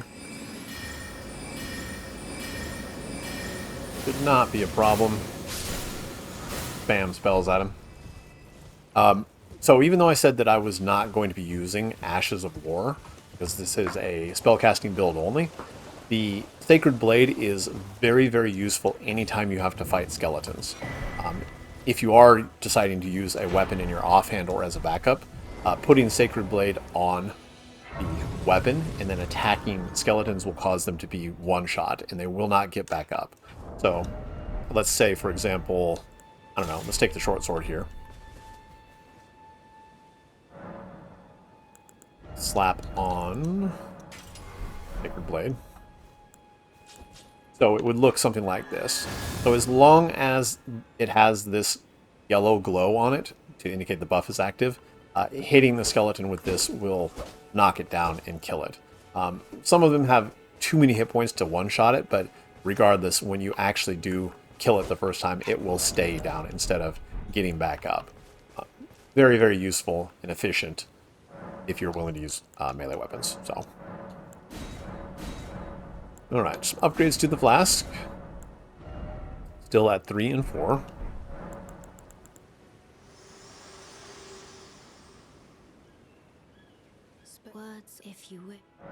Melina is telling us some background lore about America.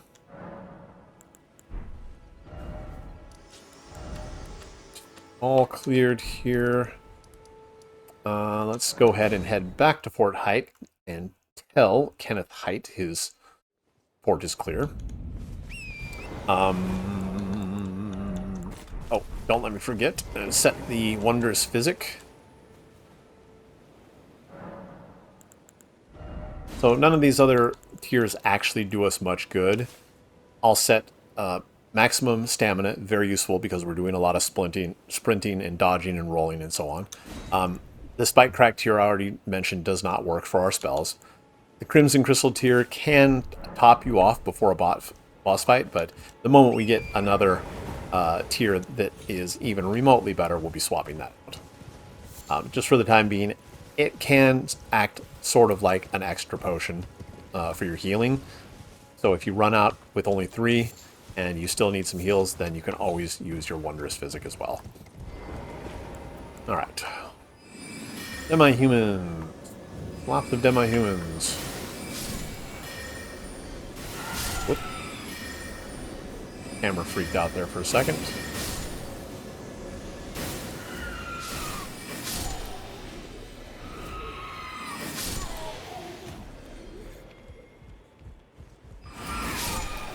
There should be one more. Where did he go?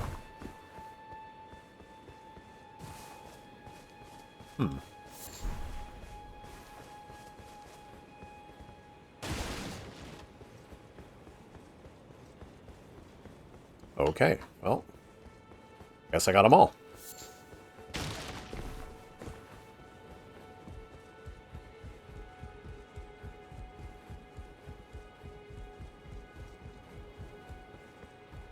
I suppose one must have a true. That I haven't the great, but now for a true. Alright, and up the ladder to grab the first half of the Dectus Medallion.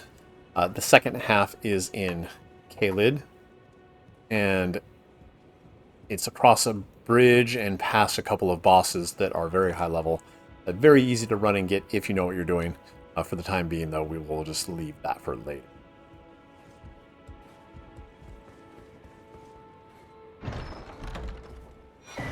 Alright, so Fort Haight all cleared.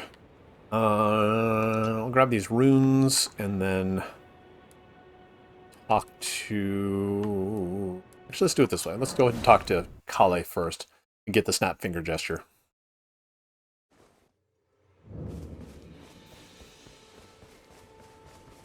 Well, you're back. There, if the mood, my people, which is why, thanks, I think this your people. Perhaps see that we have a saying. Lament not, but that is our call. Just the way. The how, I suppose. Next time you don't fry, just have. Okay, so getting the finger snap. Goodbye. We can then return to Blythe. I'll start here and then swing around and then up here to grab this item and then back to Blythe. After that, we can fight Darrowil, the Bloodhound Knight. Now, the normal tactic of just running away from the enemy and shooting Glintblades should work pretty well. Darrowil does have some quick step type movement though, so it may be that he gets really up in your face a lot.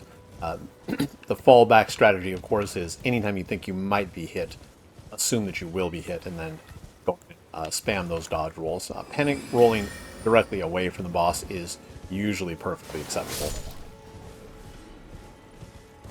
If you were doing a melee strat, then the dodges would need to be a little bit more complex, but at this stage in the game, enemies are not really that hard.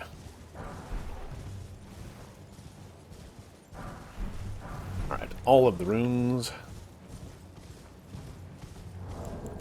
Go ahead and set that finger snap gesture.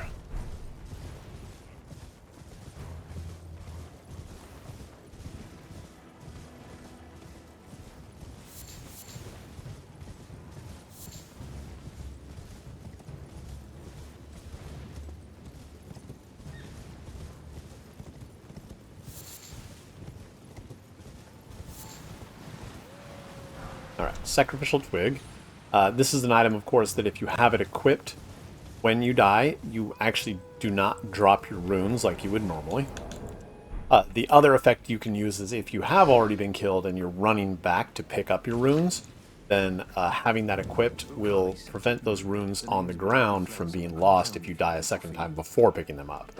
And of course you can continue to repeat this as many times as you have Sacrificial Twigs. And then later on, of course, you also get a 1/2 of the Wondrous Physic, which does the same thing, so you can use it in unlimited amount of times.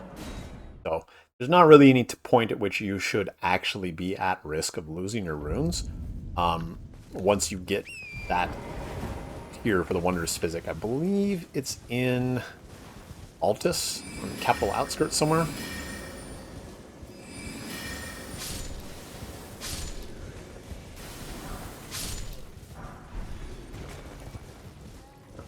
Up ahead we have the Everjail.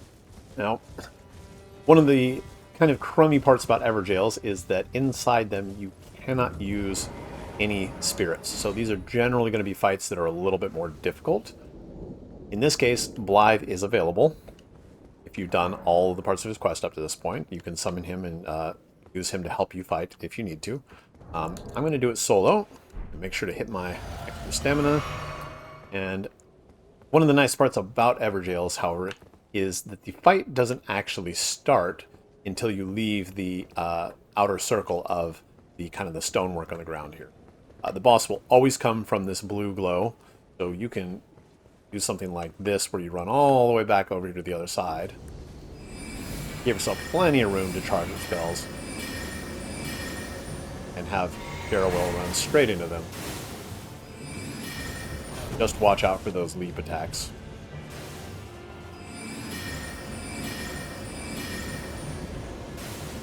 And don't get greedy. Should be a pretty quick fight. Fortunately, Darrowell does not have very many hit points, so he did clip me there with a little bit of phantom range on his attack, but, you know, it is what it is. A little bit harder to explain fights at the same time as doing them, so. As always, if he gives you any problems, just come back later with more power. He's only worth like a couple, like 1,500 or 2,000 experience anyway, and the weapon we don't need. He is required to advance the Blythe's part of Ronnie's quest, so probably want to do this sometime before you clear Carian Manor, just to be sure. By then you can be upwards of level 60 though, so fighting Darrowell at level 60, you're gonna like two-shot him maybe. Alright, Unga Bunga Club right here.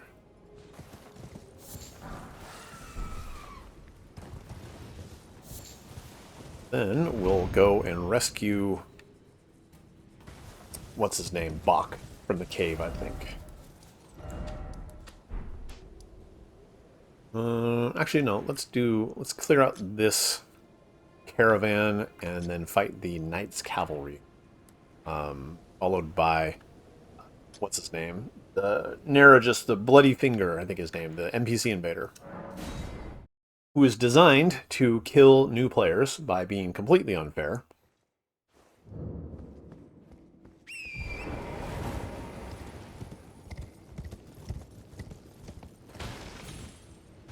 Okay, trolls, of course. Same way we fight all trolls. These guys are basically free runes. They will not attack you unless you get right underfoot. You can just sit here all day long and fire magic Glintblades on him until he dies. Get enough, and he should even stun. There we go. The only guys you need to worry about through here are the regular Godrick Soldiers right here, and of course the Kaiden warrior on their horse. Whoops. Not going to let me correctly target, so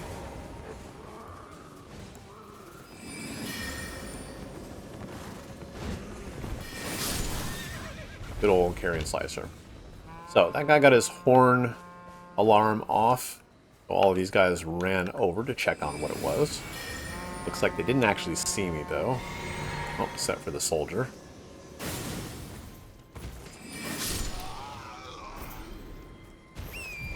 This is actually perfect though, because it moves them all away from the chest right here, making it easy for me to loot.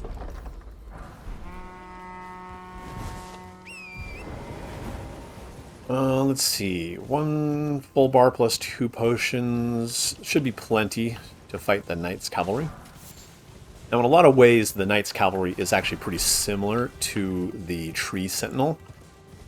He doesn't have a shield to reflect our spells, but despite that, he does move fast enough that Magic Glintblade not very effective. Most of them are going to miss. So you need to switch to Slicer, but the same rule applies.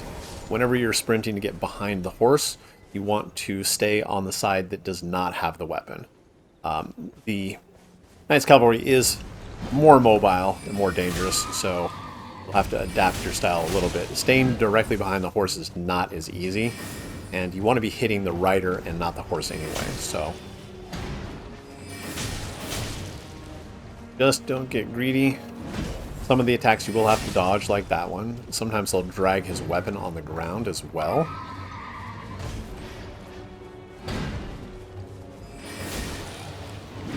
And he also swings his weapon on the other side as well sometimes too. So there's the drag attack he started, but he canceled it. Wow. We can do that. And then when he gets knocked off his horse, I'll refrain from killing him to show you what he can do sometimes. He resummons his horse at full hit points, so just be aware that if you're a little bit too close when he does that, you will take a lot of damage, and it will knock you down. So this guy's just going to take a little bit of practice. Fortunately, he doesn't have that many hit points.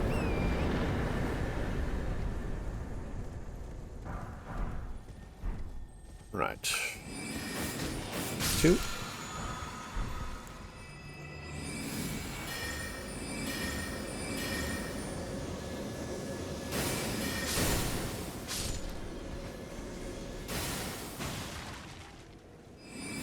Did he not die there?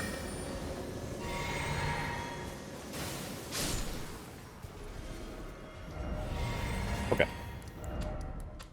Done.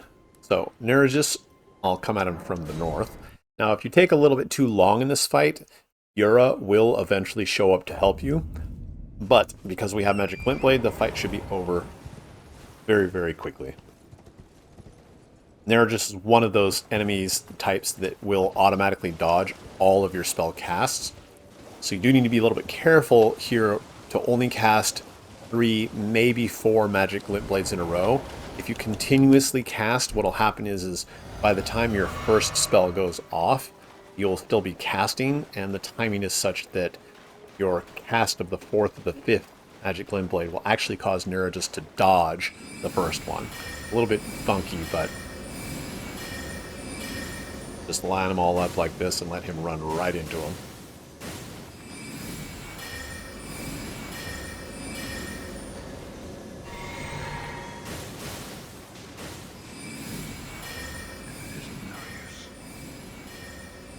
Constantly be backing up, by the way.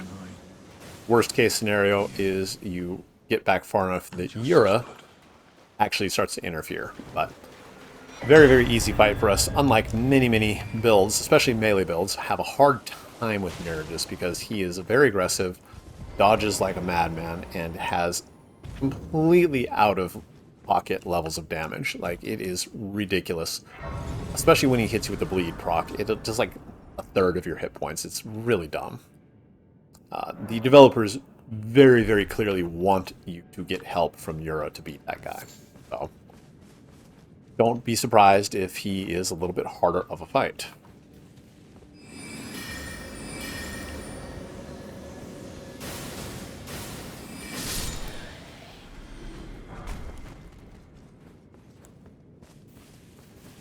Alright, just a couple of bandits in here.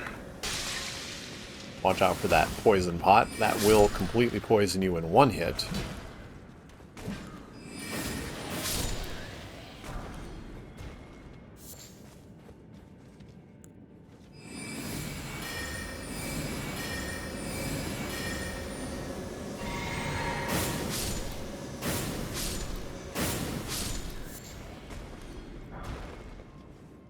Apparently there was a sale on short swords.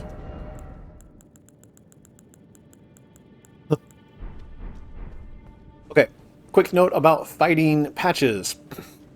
Because our spell has a delay, it is possible, especially if you come back here at a higher level or you encounter this guy for the first time at a higher level, you can accidentally kill patches. The reason why is because you maybe have charged up 4 or 5 Glintblades and he surrenders, and then your Glintblades go off, do enough damage to kill him. So be very, very careful how many spells you cast at him. You do not want to kill him accidentally. You just want to get him down to 50% hit points and have him surrender.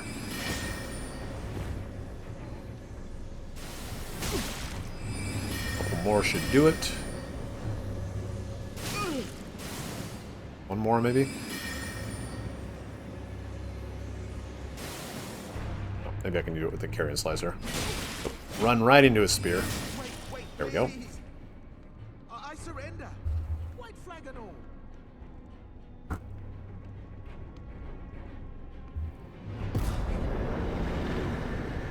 Well, finally come round, have you? I knew you would. You're a lady of reason, through and through. Well, what do you... Now, how did I took you for an innocent water?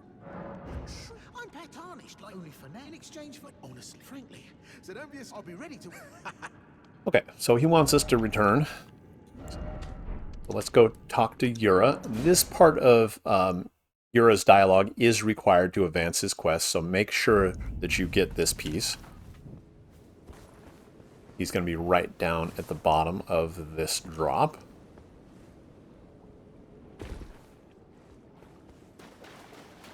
Just well, I'm your tarnish. You stay the part. Just remember, you're a Beyond perhaps we won't. Right, and then back to Patches in his cave.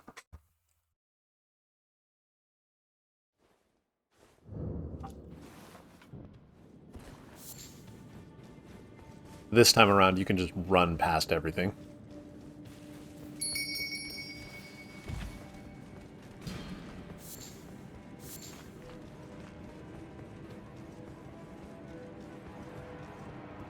Well, it's all a bit and welcome. You won't need it. Yeah, now they're all... I mean, but it hardly. They're all foots work. Well, just something I... But then again, and beside... What are we up to now? We have 58,000 runes. Now, you may not have enough stuff to buy all of these here.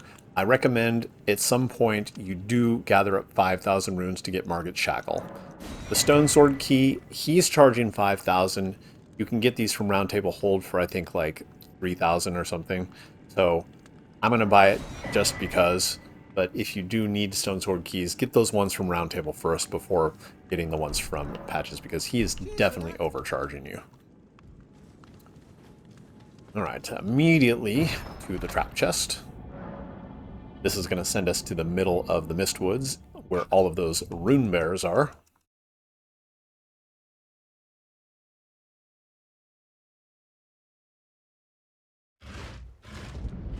One there. This guy, and there's the sleeping one off in the distance. Now, unfortunately, the closest site of grace to clear that trap chest is over there. So we're going to go through the middle of the water. Fortunately, this guy does not wake up.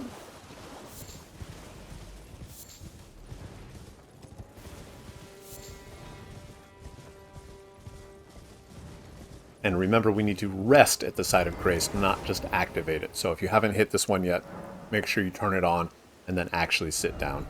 Otherwise, you will still have the debuff.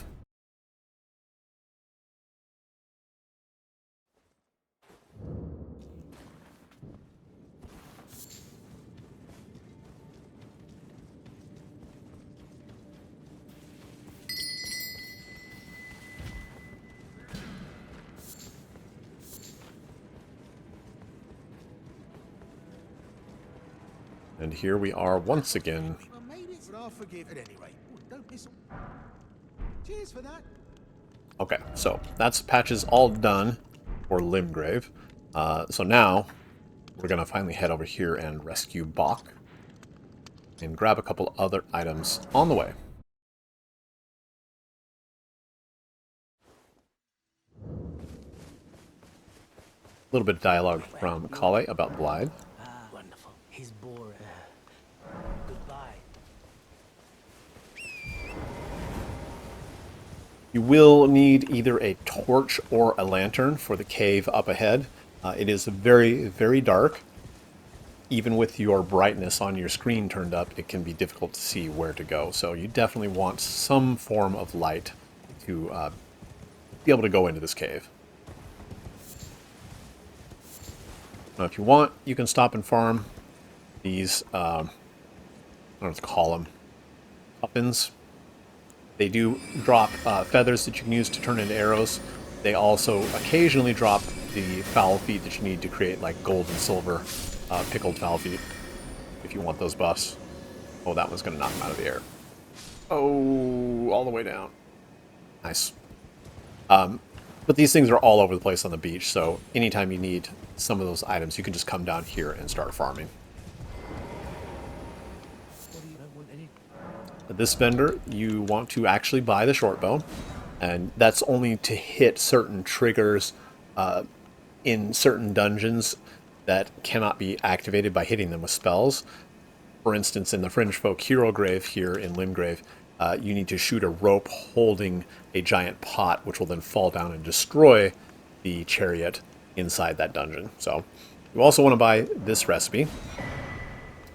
Not because you need the fire arrows, but the neutralizing boluses, these things. This recipe allows you to create the cure for poison. So, very useful to have. Don't forget to buy like maybe 20, 30 arrows.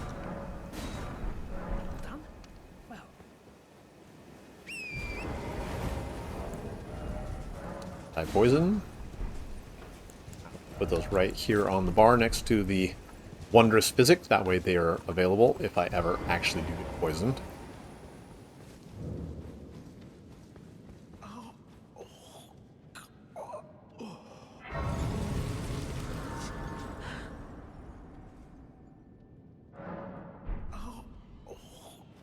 Okay. This boss is our first encounter with a duo boss, so there's actually two of them in the cave. In addition to that, they're surrounded by a bunch of small demi-humans as well, so the fight can be pretty challenging. I'm going to show you a way to do it, which I think is probably the easiest. It actually turns the duo fight into a 1 versus 1 fight. Now, this tactic does not work if you get killed or you quit to the main menu or something and come back. The first time you come through here, there is no fog wall. If you need to repeat this fight for any reason, then the next time you come around, there will be a fog wall and the enemies will be ready for you. So, if that happens, your second time around, 100% use either this NPC, Old Knight Istvan, or I think you should be able to also use a spirit once you get in here. Yeah, so there's the spirit icon. You can use one of those as well. So, two bosses. There are one of them right here, and the other one is off in the distance. It's like I can't quite target right there. Now, the second one will not enter the fight unless you go far enough into the cave. So what we want to do is back up over here. We're going to snipe all these little dudes and then drag the boss back to this side of the cave. This will presumably turn it into a one-on-one fight and make it pretty easy. So, 1, 2, and where's that third guy? There.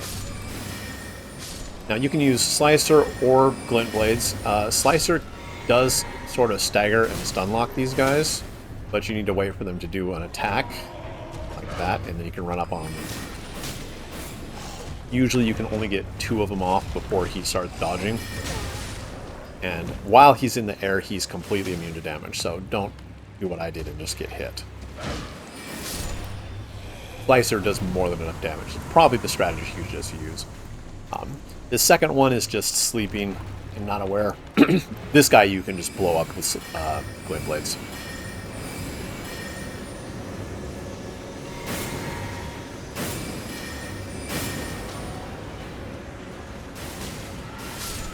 So, as soon as the second boss is dead, the little guy should give up. They might decide to take a swing at you, but usually, yeah, they just surrender.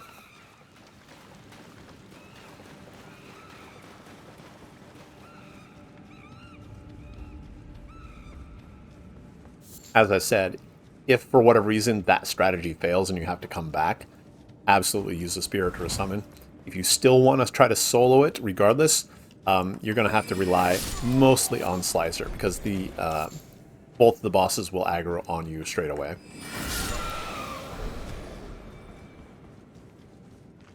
Alright.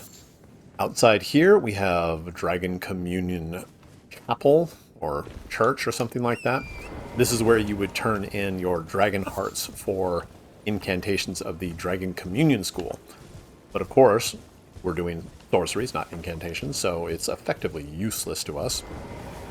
The only thing I'll say is that I think after you've eaten 7 or 8 dragon hearts for spells, your eyes will actually turn into yellow dragon eye looking things. So that's pretty cool. The problem with it is that there are 3 different types of eye overlays that you can get. There's the Dragon Communion eyes, the Frenzied Flame eyes, and I believe the Mogwin Dynasty Bloody eyes.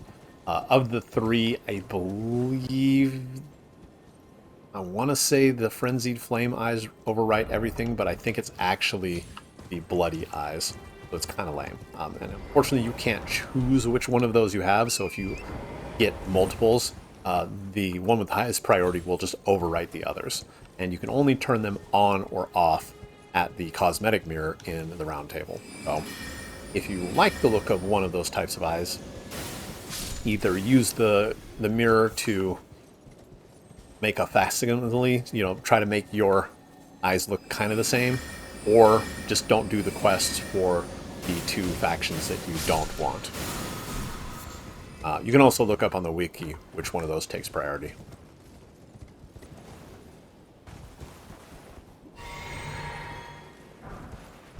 Okay. Boc, all clean and rescued. We're going to tell him about the massive victory over demi-humans and give him his crafting kit. Sewing needle. This unlocks the ability to alter the appearance of our clothing. What that does is it either adds or removes, usually a cape.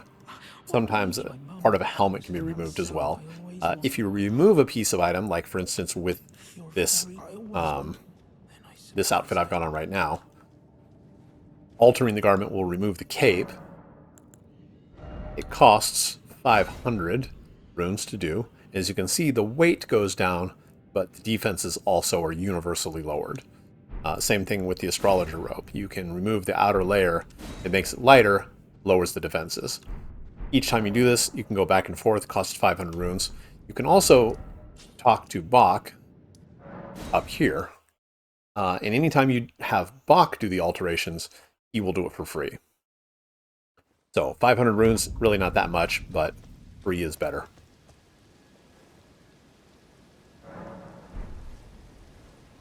Could you help, please? Allow me to... I'm happy. Master, do you ever... I would, well, I don't ask. I am your...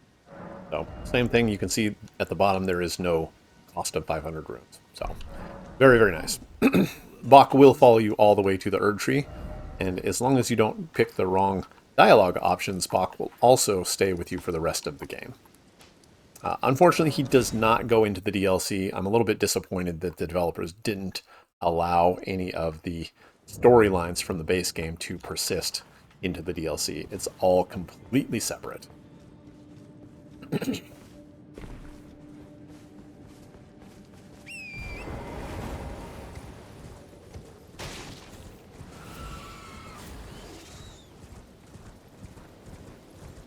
Over here, we have a different type of scarab that drops loot. These guys are invisible, but they do leave behind a glowing trail that can let you know where they are and where you need to hit them. The easiest way I've found to hit these guys is simply to grab a big weapon like, let's say, the Lord's Horn Great Sword. You can see the path that the scarab is on. It'll come down here. And you simply hold R2, and usually the scarab will just run right into it. Trying to hit them with spells like Slicer or something while they're moving is just a pain in the ass. I don't recommend it. Okay, Boc is done. All of Southern Limgrave is done. I guess... Let's see, I'm going to leave the Crucible Knight to the very, very end. Why don't I go this way? Grab some items, fight the Death Bird. and then end up here and fight the Bell-Bearing Hunter. So, Knight's Cavalry, Deathbird, Bell-Bearing Hunter. These are the 3 bosses that only show up at night. So, make sure that you rest at a site of grace. Set the time to nightfall first.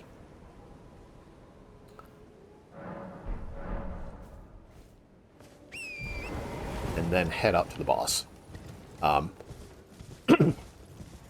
Both the Deathbird and the Bell-Bearing Hunter are fought in very similar ways. You are just going to run around in a circle, staying out of their reach, and shooting magic Glintblades at them.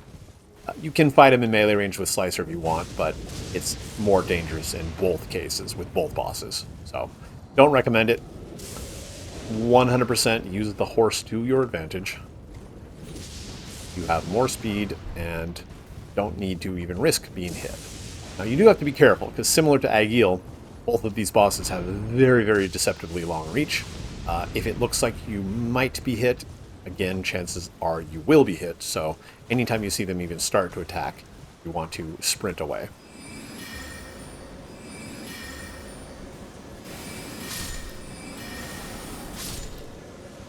Take out the bats. Hopefully, nope, 1, 2 got away. Boing. Chase them down.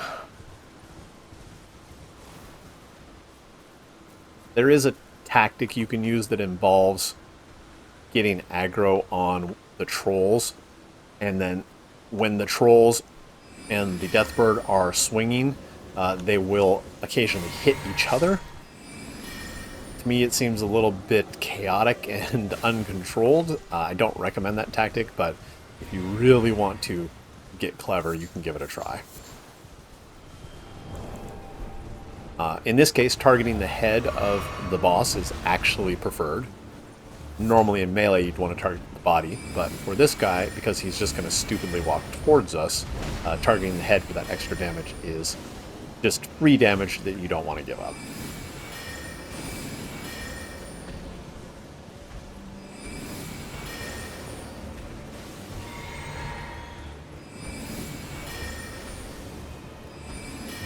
Again, your risk here is, of course, running into terrain.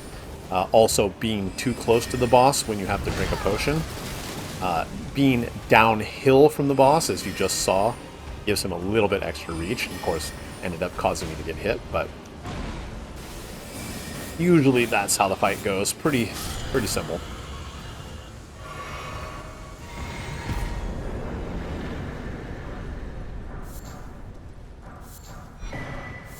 Grab up all of these items. And then we'll head around here. So all throughout the game, you're going to find these statues with the glowing crack in them.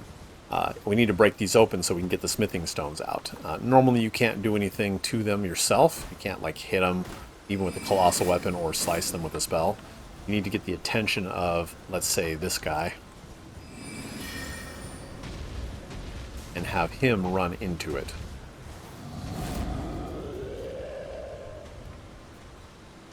Like so. Now you can kill the troll or you can run away, it's up to you. Personally, I think it's very, very easy to kill trolls with a sorcery build. So it's 1,000 runes for free.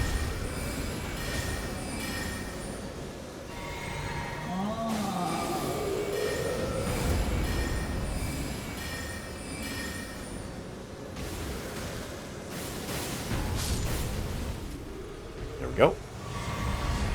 Bunch of smithing stones. Grab this item. Whenever you grab that piece of loot, that troll will always get up and attack you. So grab and go. So the same tactic we just used on the Deathbird is what we're going to use against the Bell-Bearing Hunter. The Bell-Bearing Hunter hits harder and is more aggressive. So be very, very careful when you fight this guy. One hit will stagger your horse, the follow-up will probably kill you. So you need to be careful not to be hit at all.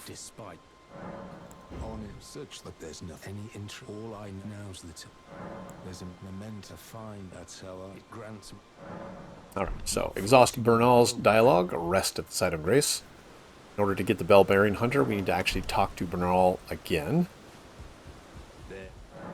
believe. So this time, after we rest, Bernal will be gone, and as soon as you walk into the shack, the boss will spawn. So what we're going to do first is knock out some of these barriers.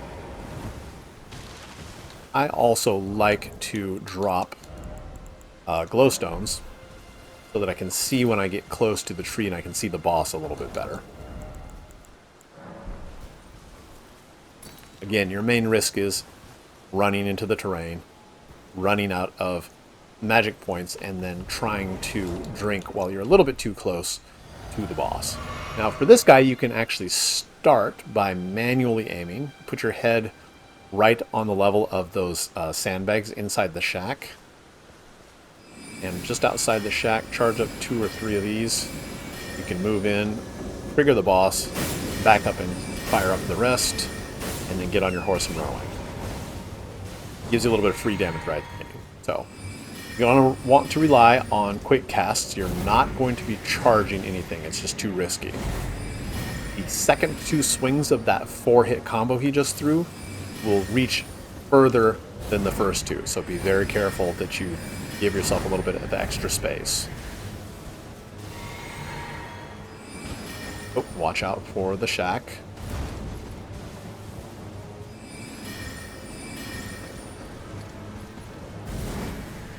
Whenever he starts to sprint at you, that means he's going to attack as soon as he gets into range. So be prepared to sprint away at full speed as soon as he starts that attack animation.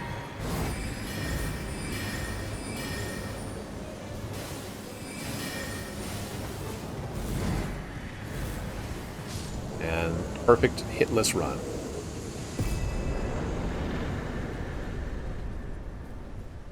Okay, so that is all of the nighttime bosses, so I'm going to set it back to day.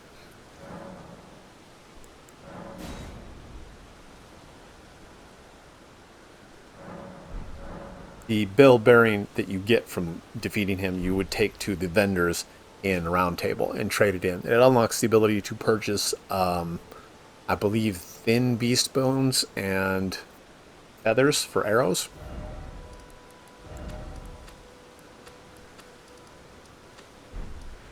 Alright, some runes, some smithing stones, head up. Actually, I'll get the smithing stones later on the way to the Crucible Knight. So the runes, Wondrous Physic tier that adds plus 10 strength, NPC Invader, and Golden Bow, and then we'll clear this camp right here.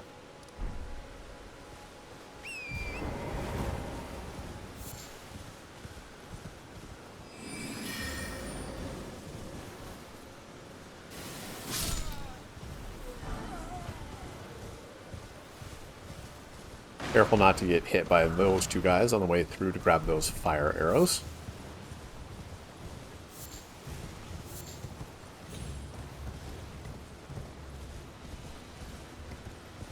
So, unlike Neregus, the NPC Invader up ahead is actually super easy. He probably won't even ever reach us, but the tactic to fight him is exactly the same. Magic Glintblades while walking away.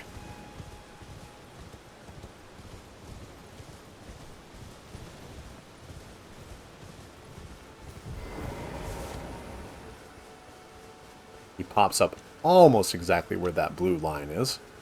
We're going to stop right here.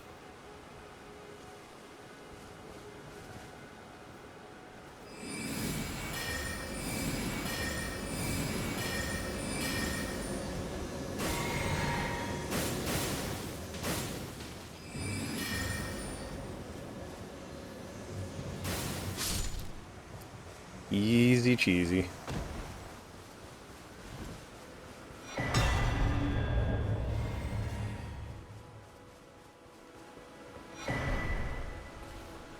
Inside here is a altar that you can use to access the online PvP, the arenas.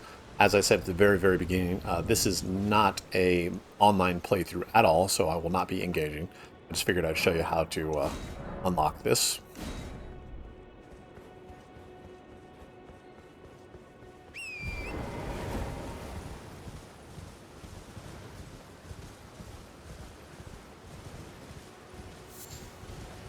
Got a whole bunch of flaming butterflies, smoldering butterflies. One of the ingredients to make fire pots.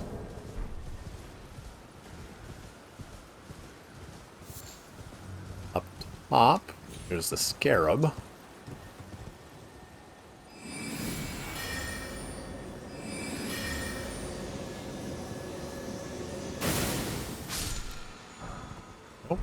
Now with this guy, normally with mounted enemies, you want to target the horse like you do with the Kaiden guys to knock them down. This guy, it's actually easier if you just target him directly. If you knock him off his horse, he'll pull out his giant shield and start blocking everything, which can be very annoying. So. And the horse doesn't actually drop any loot, so. Ash of War, Golden Bow. Slap it on a dagger if you want. Use it to buff before boss fights.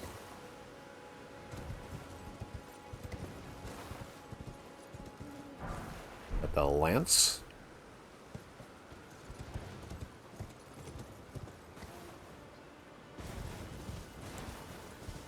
Alright, bunch of regular dudes to wipe out in this camp.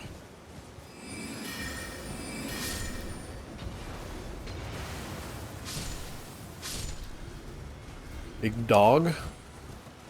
Let's see if I can get him with one full cast. That would be nice, but I think it's going to take a second one. Yep. Hopefully I don't miss. Annoying. There we go. Oop. So this knight, probably want to take out the dogs first, but sometimes, yeah, so here comes the knight himself, so we can tag him. Might be easier to dismount to fight this guy. And hit him with Carian Slicer. Wait until he attacks, roll behind him, and then... Nope. Got greedy. Took a hit. Alright, now take out the dogs.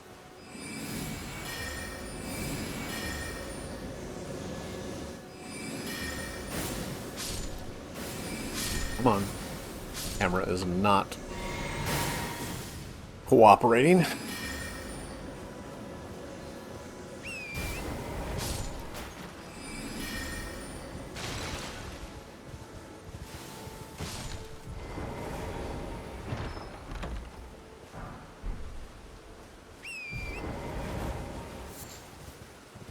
And what do we got? One more guy and one more big dog, which is over here somewhere. This time we'll give him the second one right away. Perfect. Alright, so another Exalted Flesh. Again, actually useful if you want to use Rocksling.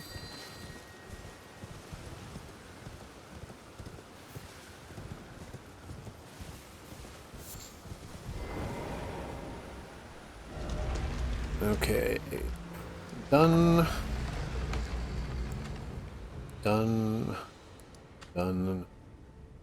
Golden Bow, Lance. Okay, so this dungeon in here is full of skeletons. Now, you can use the method I mentioned earlier with Sacred Blade on a short sword, but if you're going to use spells only, you're just going to have to hit them with a couple of slicers to knock them down, and then finish them off by tapping them with either a fist or a staff or something. So, but nothing in here is even remotely challenging, so we're going to breeze right through this place.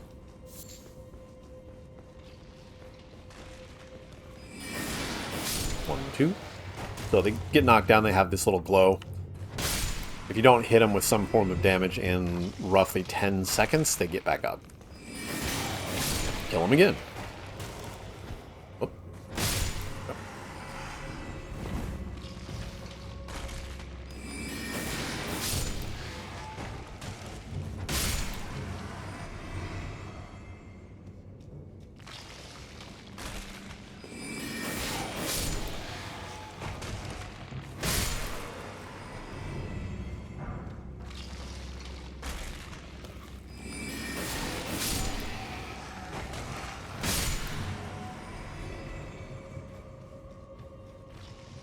bow. There should be one guy with the sword. You can pull him over here away from the dude with the bow. Here he comes.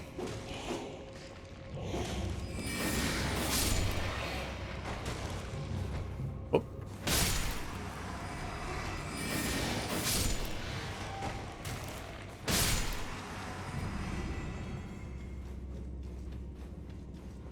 Up ahead there are two, and they will spawn at the same time if you rush in to grab the crafting materials.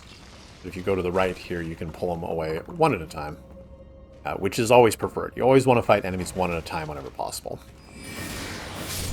So skeletons, if you just saw, have a sort of a dodge roll. I don't think they actually get iframes like us, but what they do is if they run into you while dodge rolling, they will actually do a small amount of damage. I don't know why the developers decided skeletons would damage you while rolling, but, you know, there it is. Two at once. We'll take out this guy very quickly. Drink. Oh, the other one didn't actually aggro yet, so makes this easy.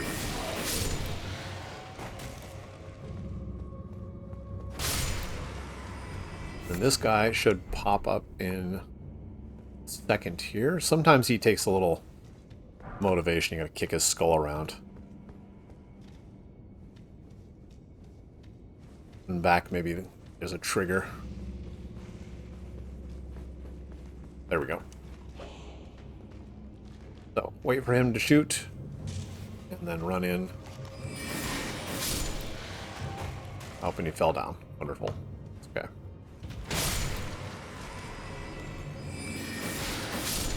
Well, these guys spawn in counterclockwise order. 1, 2, 3, and 4.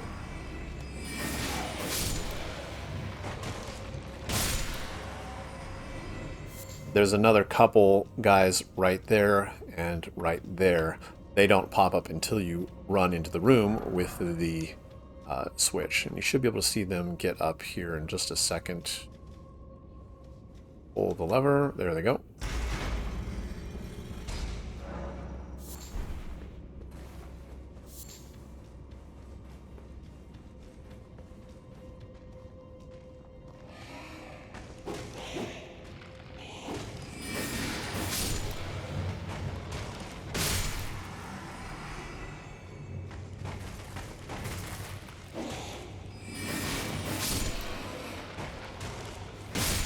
Okay, so that's all the skeletons in the dungeon.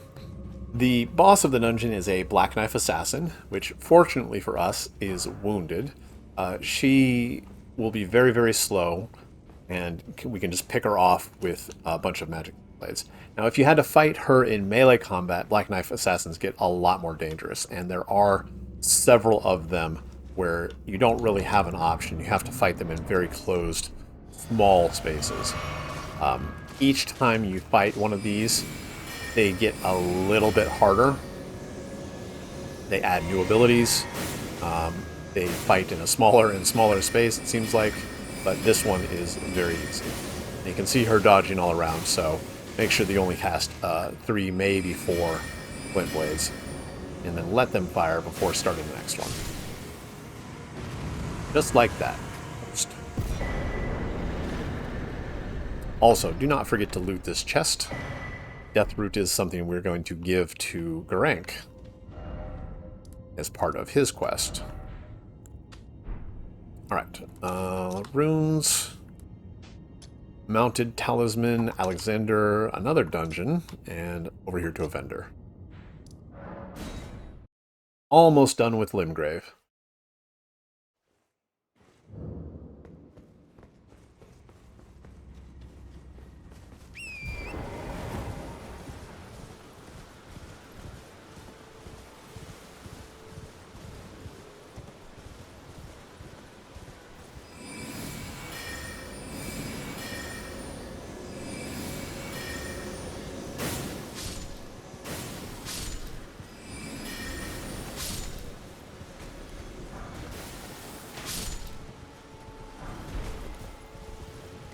Nice and easy.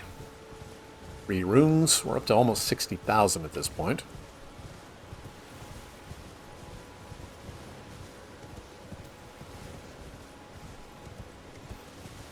Okay, Guardian Golems. Actually, let me talk about this talisman real quick.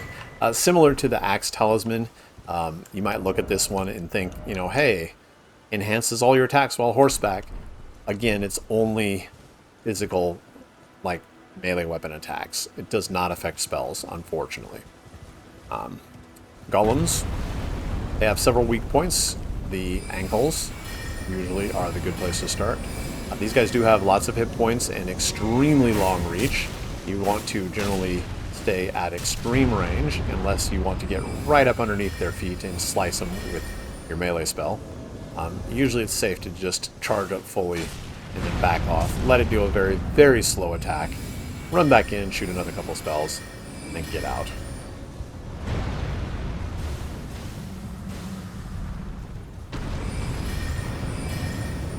And that should be it. There we go. Looks like he did not drop anything, unfortunately. No loot for us. Next stop, Alexander, the Iron Jar Warrior.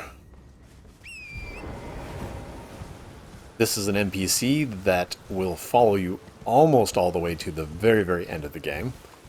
Killing him early gets you nothing for a sorcery build.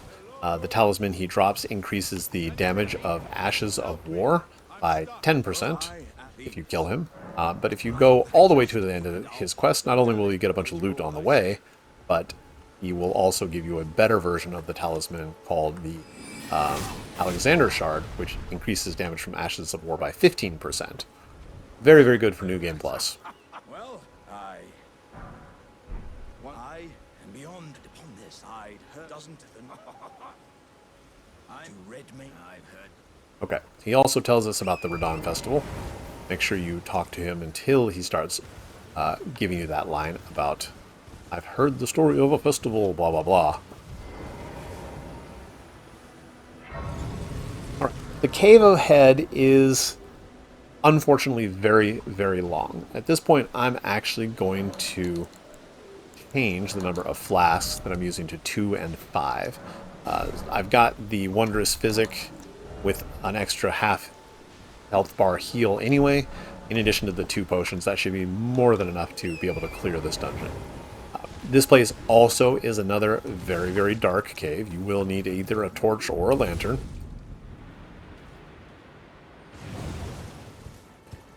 Mostly it's full of wolves and bats. There is one of those giant tentacle squiddy things. Although you do not actually need to fight it if you don't want to. On the very end boss is another Guardian Golem. One of which we just fought.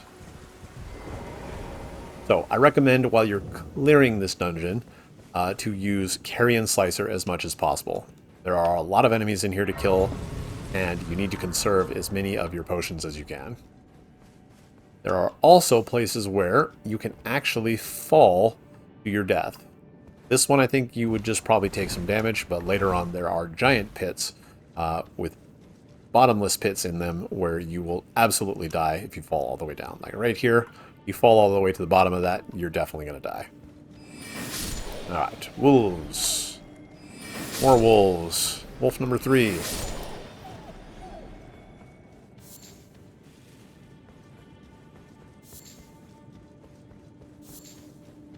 One small wolf and one big wolf.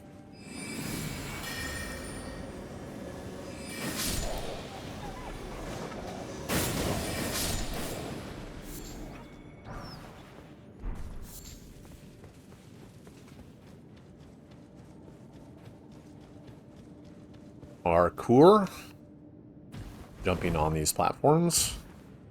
As long as you just roll to each one in sequence, you will take no fall damage. 2 more regular wolves up ahead. Now you have a choice to go left or right. They both go to the same place. I'm going to go right just to show you where it leads. And leave a marker stone. So we got a wolf here. And one here. There's another one in the bushes right here, but we'll come back to him in just a second. I'm gonna drop one of these. Where is it? Marker stones. Got red. Head back to the fork in the cave. Take the other direction.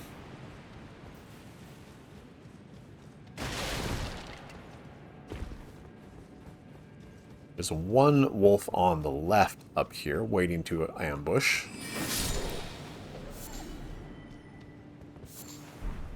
And there's our red marker stone up there.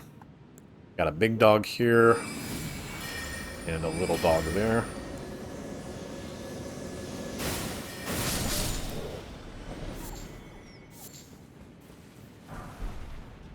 And there we go. Okay, so up in this big room here, there is water filling the bottom of the floor. If you fall anywhere in here, you instantly die.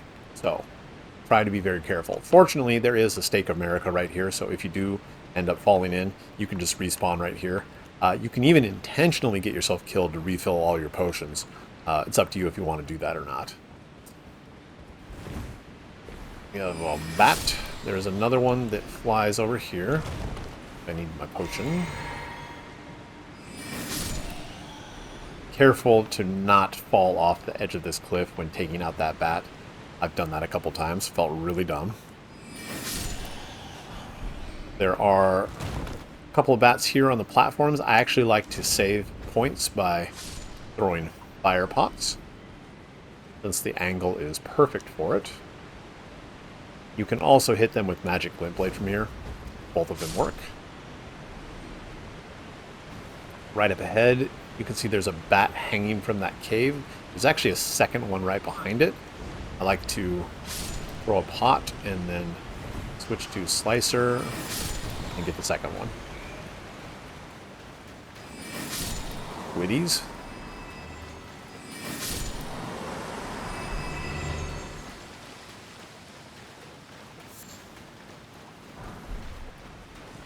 Okay, so be very, very careful here when you drop down. Walk slowly up to the edge and fall straight down. There's a platform. You do need to jump across to these broken pillars. Just sprint and jump. Take out these two bats.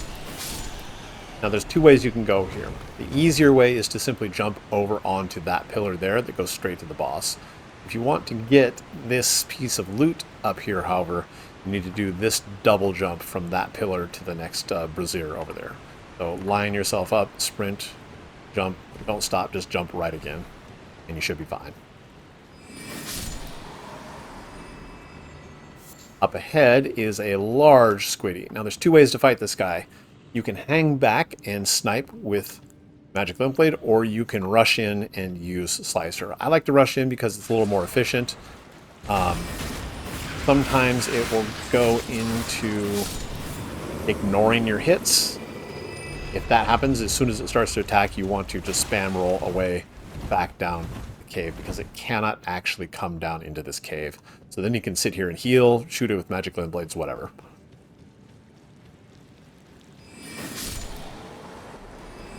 More squiddies. That is every enemy in the dungeon. Careful not to fall off while grabbing the loot. And then you can just jump down right here. Okay, boss time.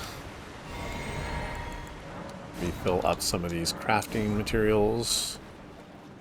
Let's see.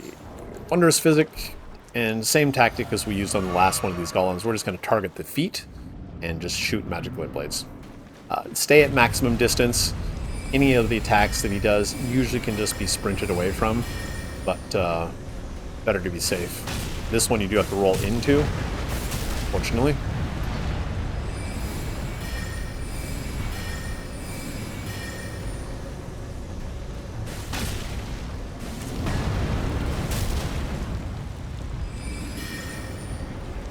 A little bit too close for comfort on that one. If you do knock him down, you can use your Slicer on his wrist here.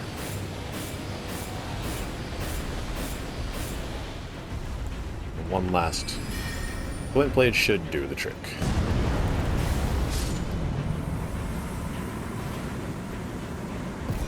So, Blue Dancer Charm. I think that it actually does affect spell damage, but we can test it pretty easily. Let's go find something to shoot at. Right across the bridge, there's some skeletons we can test on.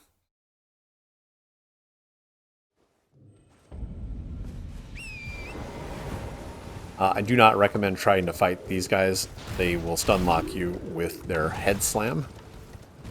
And they do not drop anything that you need, so very, very skippable. Oh, good night. Are you here as a co-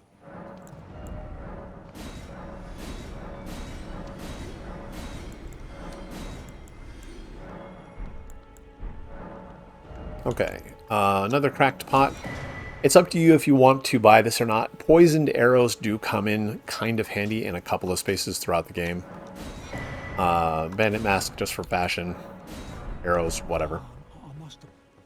Alright, let's find these skeletons and see how much damage we're doing with the blue Dancer Charm equipped.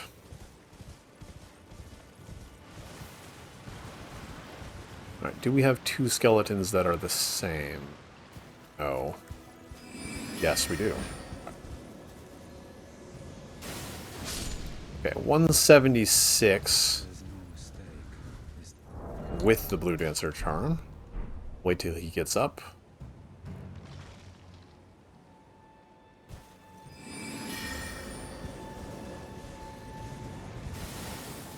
And 176. So no, it does not affect spells at all. That's unfortunate. Oh well. Okay. D. He tells you to watch out for those who live in death.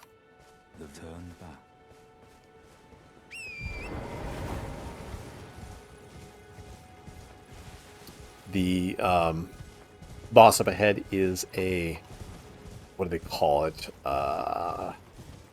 have a name. Something Mariner. I'm brain farting. Tibia Mariner. There we go. Pretty easy.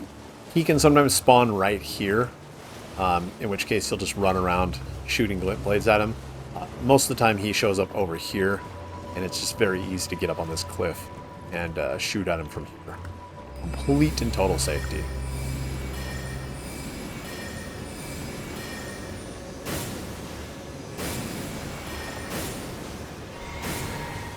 At some point he may teleport to a different location here in the water.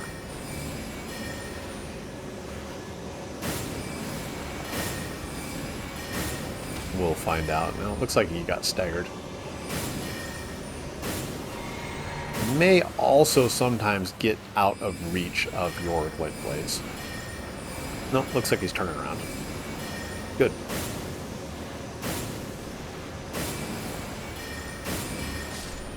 Two more should do it. There we go. As soon as he's dead, all of the skeletons pop as well. So, very, very easy.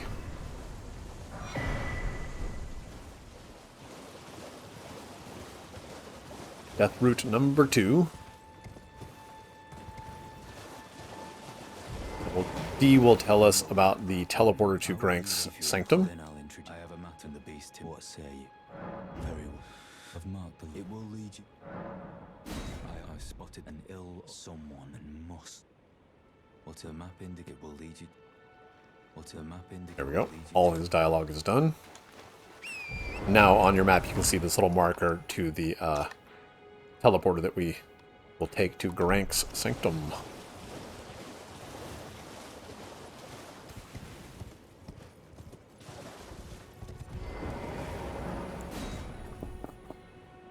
Finally, we have a talisman that is worth equipping. This is going to be the Turtle Talisman, which increases the speed that our stamina recovers at. Since we do a lot of sprinting and dodging and attacking, this is actually very, very useful.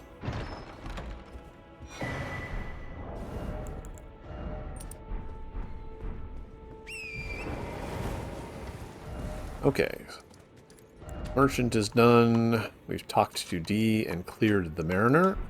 I'll drop down here and grab these runes, talk to Alexander in this cave again, and then activate this grace up here. This is also the place that has the recipe for the silver pickled fowlfoot, which gives you the buff to increase item drops. Very, very useful if you want to farm for a specific item.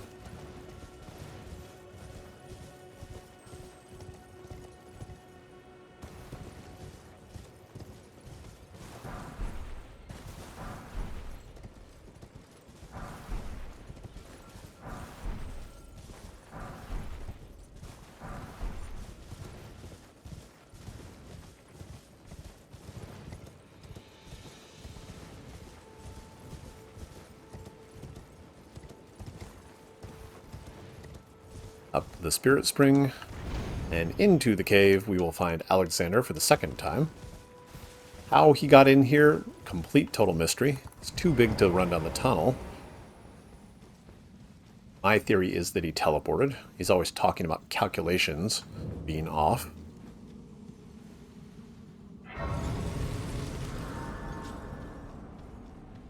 Are you judging by the...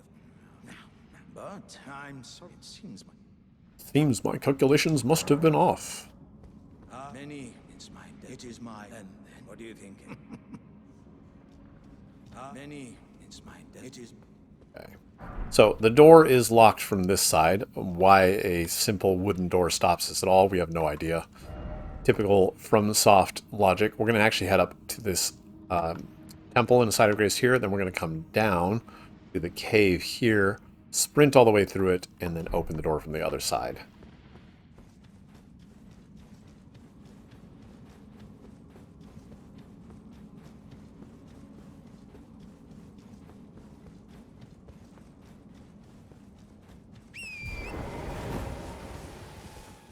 Up another Spirit Spring. There we go. Now, if you approach this chapel from the front, a higher level NPC will invade you. So what you want to do is actually take a little bit of a detour off to the left here. And you can actually circle around to the back of the temple and activate the Site of Grace first. That way, if she does end up killing you, you can just respawn and fight her again very, very quickly and easily. So there's not really any consequence to getting killed here. These are the two recipes I mentioned. We'll reset our potions and then fight this weird lady with a giant butcher knife. Same tactics as before, just running away, shooting Glintblades. She is fairly fast and aggressive though, so you may have to find yourself dodging quite a lot. Because she's higher level, this is technically a Caelid zone. You need to be careful because she will hit very, very hard. Fortunately, she does not heal, however. So any damage you do is progress towards winning. And if you're lucky, you can continue backing up until you can get enough off. That should do the job. Perfect. She drops the Sacred Scorpion Charm, which is the sacred damage version of the talisman that we want. We actually want the magic version of that. So what it does is, as long as it's equipped, the Sacred Scorpion Charm will increase all damage that is holy damage. So that's Ash of War, like Sacred Blade or something like that. But also will increase the amount of damage you take. So effectively what it does is lower your defensive values on your armor. So keep that in mind. A little bit of a trade-off. For us, it doesn't matter as much because we generally fight at range, and again, the risk is a little bit less, except against certain bosses. So using a Scorpion Charm as a caster, not really that bad of an idea. Using it as a melee character, then things get a little squirrely. You really don't want to equip them normally unless you are prepared to take that extra damage from hits. So just keep that in mind. Alright. Gale Tunnel. We're going to run through and open the door for Alexander. Now it's up to you if you want to activate this grace or not. If you do turn it on, it means if you get killed down here, you're going to respawn here instead of outside. That means the only way to get your runes and escape is by actually clearing through to escape from the dungeon on the other side. If you don't activate the Site of Grace, you will spawn outside at the temple that we just fought Anastasia at. So, or Anastasia, however you pronounce that. Your runes, however, will still be down here, so keep that in mind.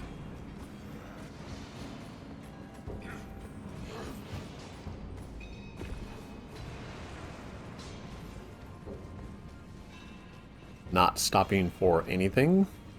By the way, if you are interested in doing a Moonveil run, this boss in here is the boss you would fight to get Moonveil.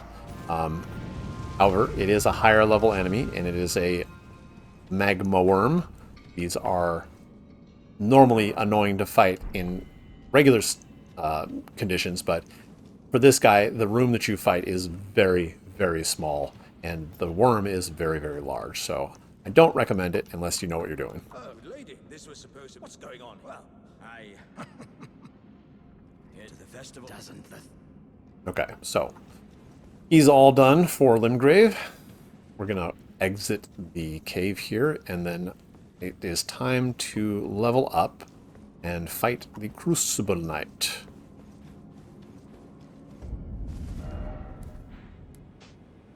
Oh, actually, I'll do the rank first.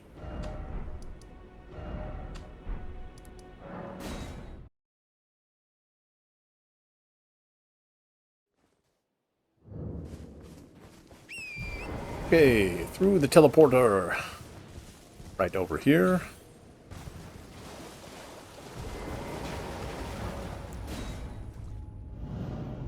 Takes us all the way up to Caelid.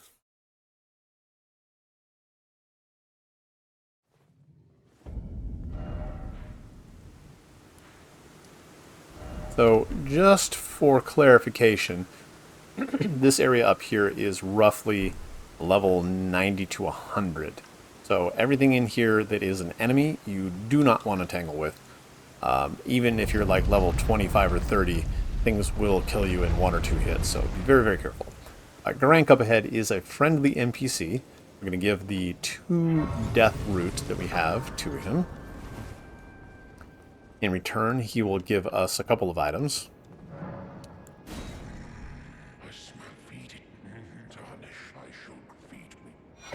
So, a bunch of incantations, a claw mark seal to cast those incantations, and the beast eye, which will allow you to be notified when more death root is nearby. Now, of course, we're not using incantations, so we will not be bothering to equip or use any of those. What we do want is to head down here to grab this golden seed. Now, as I said before, everything in here is pretty high level, so you want to go out of your way to avoid even getting their attention. Probably safer just to grab the golden seed and to head back up here. Now, this guy ahead is a boss. You can and probably will fight him later on. For the time being, despite the fact that you can target this dude, do not accidentally hit him. It will absolutely one-shot you. Instead, head over here to the left. We're going to do a little bit of a jump puzzle. So look for this ledge right here, and if you look down, you can see that there's some roots. I'm going to drop down there. Our next target is this root directly underneath my staff. So just walk off. You should be able to land right on it. Top of the building. Then from here, you're pretty much safe. There's a couple more jumps. You want to head... Actually, I'm going to make this a little bit easier. Let's see. A couple of these. Okay, so where you want to aim for is actually right over here. Oops, a little bit too high. Okay, so you want to aim for that little ledge over there. Jump once, double jump. Perfect. You can then simply walk down here to fall. Jump right down to this ledge. And from here you're safe to drop down. Be careful. There is a bat right here. You can fight it, but you don't need to. I'm going to jump right over here. The next spot we want is right there on that little, exactly on that green glowing rock. Perfect. So turn the camera around, tap the other direction, so Torrent turns around and you're going to jump to this ledge right here. Now you are good to go. This is the bottom level. Now it looks like if you look over the edge that you can go a little bit farther down. That is a lie. If you jump down there at all, you'll just instantly fall to your death. So don't do it. This is the bottom level. Okay, take these off. Now around the corner here, there's a dagger, which increases the damage that bestial incantations do. This synergizes pretty well with the seal that Drank gave us already. If, of course, we were using incantations, which we're not.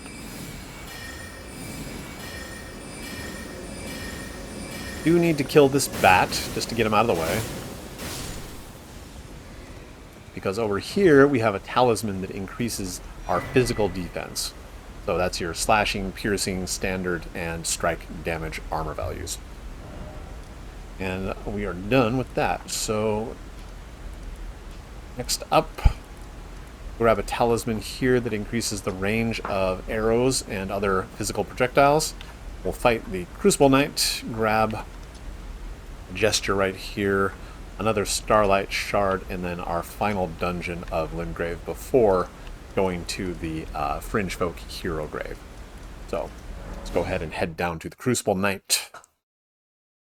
This guy, I'm not going to lie, is a real pain in the ass to fight. He is very, very difficult for a low-level character to beat. There is, unlike many other enemies, there are no real simple or easy tricks to fighting him. Mostly it's just going to be practicing and learning the movesets. You will need to use Magic Slicer for most of the fight. He has a giant shield that he will spend a lot of time blocking. You can try to shoot through it with Magic Glintblade. You're not going to do enough damage. Really, it's not even worth fighting, to be perfectly honest, unless you're showing off. The guy only awards you 2,000 runes, and the loot that you get from him is actually just a incantation, which you do not need. So, if this guy gives you any problems or you just get sick of fighting him, just skip him. Really, really not worth fighting.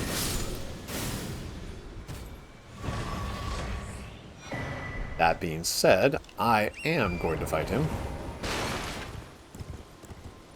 because I am showing off. So, guy has two phases, same as most bosses. When he reaches 50%, he will leap into the air.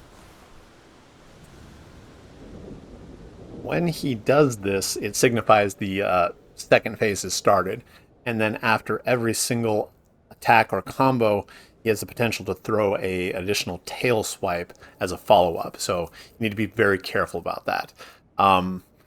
Mostly what you're going to be doing here is waiting for combos of 1, 2, or 3, and dodging behind the knight to try to get in 1 or 2 swings.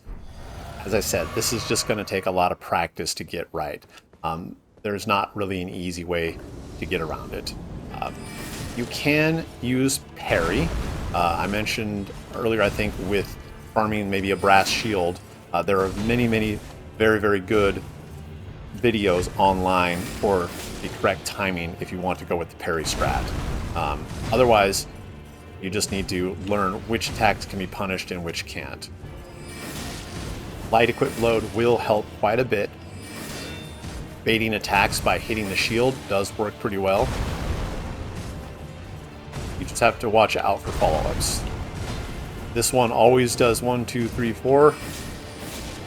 You can get in several hits. If you do need to heal or to refresh your magic points, the best way to do it is to actually just run all the way across the screen as far as possible before trying to get one of those potions off. uses that tail swipe. You have to assume that after every single attack or combo like this, you can get one hit and he's going to do the tail swipe, almost guaranteed. Sometimes when he raises into the air and lands, he'll do a double tail swipe. This covers almost the entire arena, and you will need to dodge twice to avoid that. So.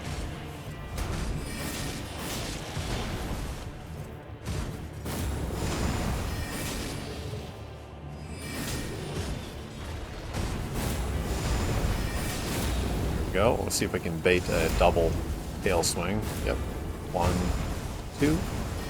But you can usually punish it with 2 or 3 swipes like that. So that may have looked relatively easy. It was not. Let me just throw that out there. Very, very unusual for me to actually be able to no-hit the Crucible Knight. So I don't know what else to say about that fight. It just sucks, and you're going to have to repeat it over and over again until you get good at it. It's really all there is to say. Sadly, you cannot use a spirit. Having more levels really, really helps. Doing more damage, being able to take less damage because you have more hit points and more armor, absolutely critical to making that fight easier. Especially being able to do more damage. You could potentially come back at a very, very high level and completely overpower even through the Crucible Knight's shield. So that may be something you want to consider.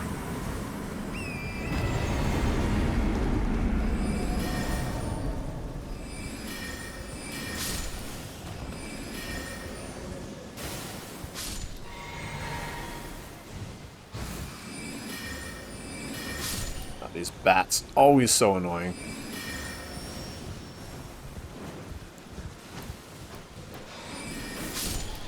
There we go.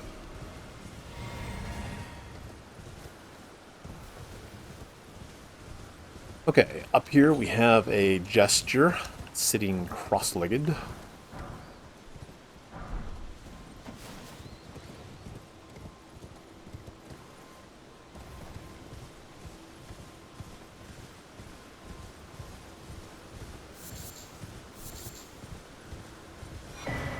Our third Starlight Shard, so any of these you get past this point, you could potentially use in a clutch situation. As I said at the very beginning of this video, when we were heading to the Turtle Pope, just don't use them. I know I'm beating a dead horse with this, but that Magic Scorpion charm is just that good. You don't want to miss it, so pretend they don't exist. Okay, Catacomb here is full of imps. These little suckers are very annoying because they often cause your Glintblades to miss. They will throw things at you, they cause you to bleed, and they're just all around a real pain in the ass. So, like that should have hit. For some reason it didn't. Who knows why. I have a running headcanon theory, which I'm sure I will be mocked for. But I feel like sometimes if you're doing too well, the game will sometimes throw you a curveball and make attacks that should have hit or dodges that should have worked just a little bit narrower in their execution. I'm sure there's probably a better explanation for it, like frame rate changes or something like that, but it feels like the game is going out of its way to kind of screw you if you do too well for too long. Maybe that's just being paranoid, but who knows. Alright. Knock this guy off the wall. So, earlier when we were at Patches, we got an item called Margit's Shackle. This thing here. Now, normally what you would want to do when you're faced with these fire traps is either time it correctly and simply sprint past them. Alternatively, you can equip a bow and shoot arrows to trigger the trap, like so. This causes the trap to lower. Or you can simply use Margit's Shackle, and I'll show you how that works here in just a second. So, both traps are on. Use Margit's Shackle. does this animation, and you can see it causes the trap to lower. The actual area of effect for Margit's Shackle is massive. It covers almost the entire dungeon. You can see this one here also took a hit and turned off. This also works on any hidden doors, any illusionary walls that could potentially be in a dungeon. So anytime you think there might be a secret door or something nearby, just break out that Margit Shackle and use it. And if there is, you will reveal it.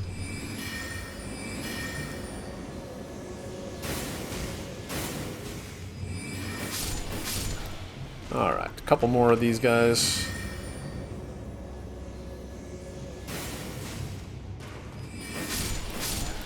There we go.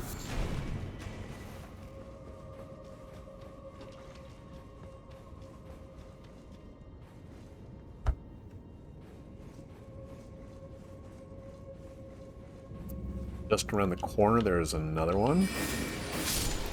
That's how that should have gone with the previous one that was around a corner. One guy hanging on the wall. We can pull him out of his room. There is another one just around the corner to the right up in there. You do not want to be fighting multiples of these at the same time.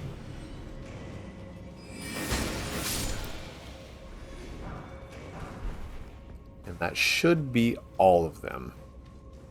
Double check. That's right, I got this guy already. So, next up is the boss. This is a Erdtree Burial Guardian, which is a mouthful to say. Easier just to call them a cat golem. These guys are relatively slow, but they do have a deceptively long reach ground slam.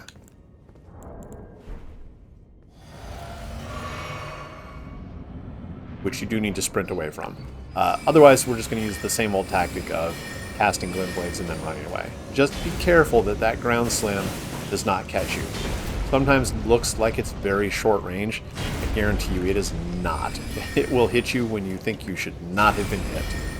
So, if you think you might be clipped by it, just dodge at the last second. Wait for the stupid cat to do some weird attack, and then drink your potion.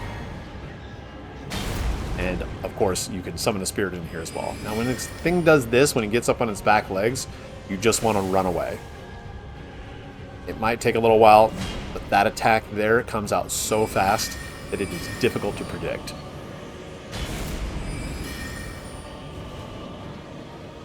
Guys, this is just a patience battle where you chip away at its health until the last one connects and victory.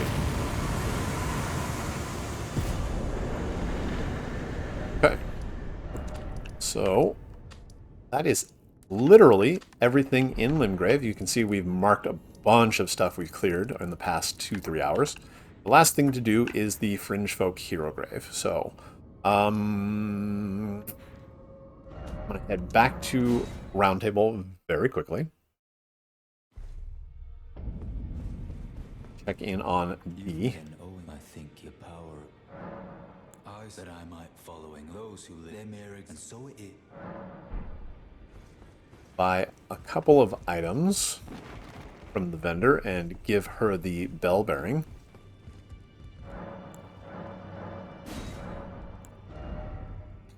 Buy this memory stone.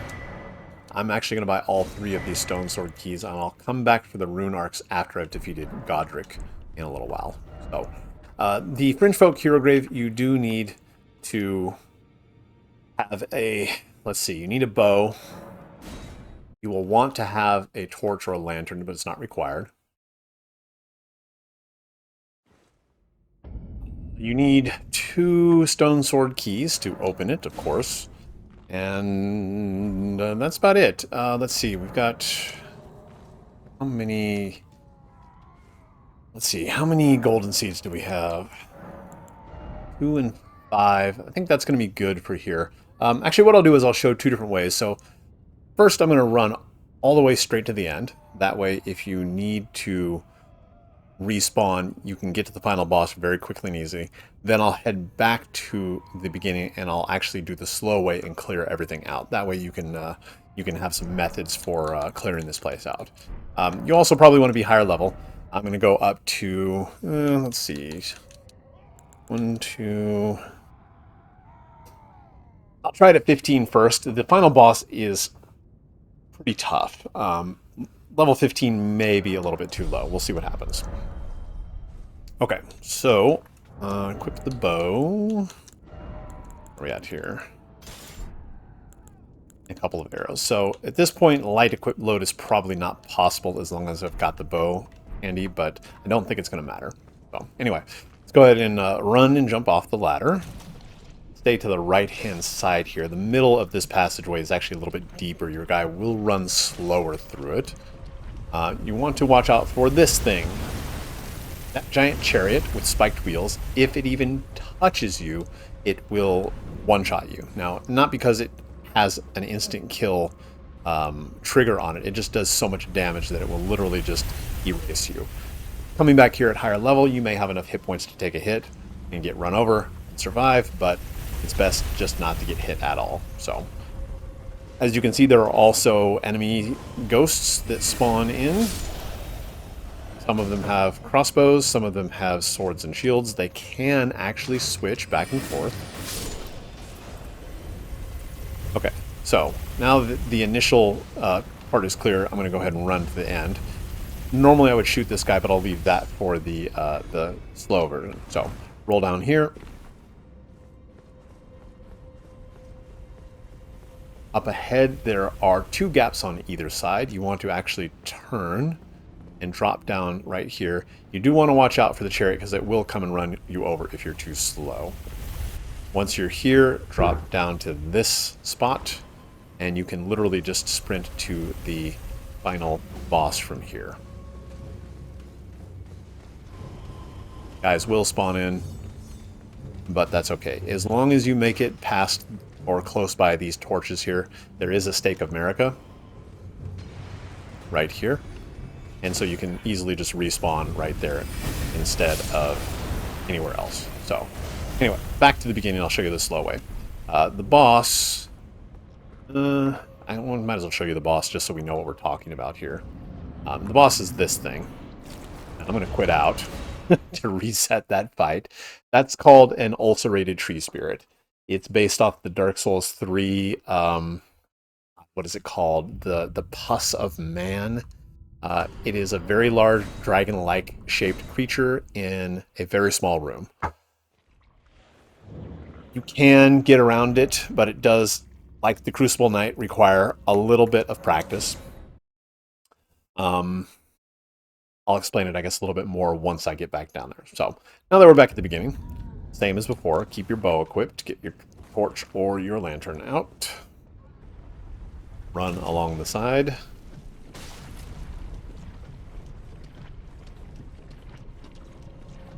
Wait for the chariot to show up, and then we're going to run right behind it after it turns around.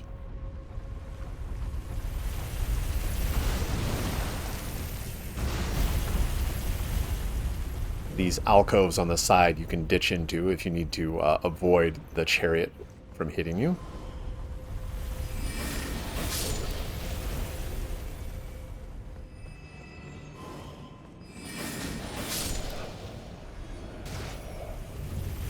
Wait till it goes past, and then run up in here and get this guy. Switch to your bow, and what we want to do is tag this guy so he comes down from his spot up there. Ideally, he's going to drop down, run over here to this side, and get run over by the chariot. Sometimes it just decides to teleport right next to you. If that happens, we're just going to roll down to the platform below and then drop down like we just did in the fast version. So, tag him, see what happens. Yep, here he comes, teleporting. He may follow you down.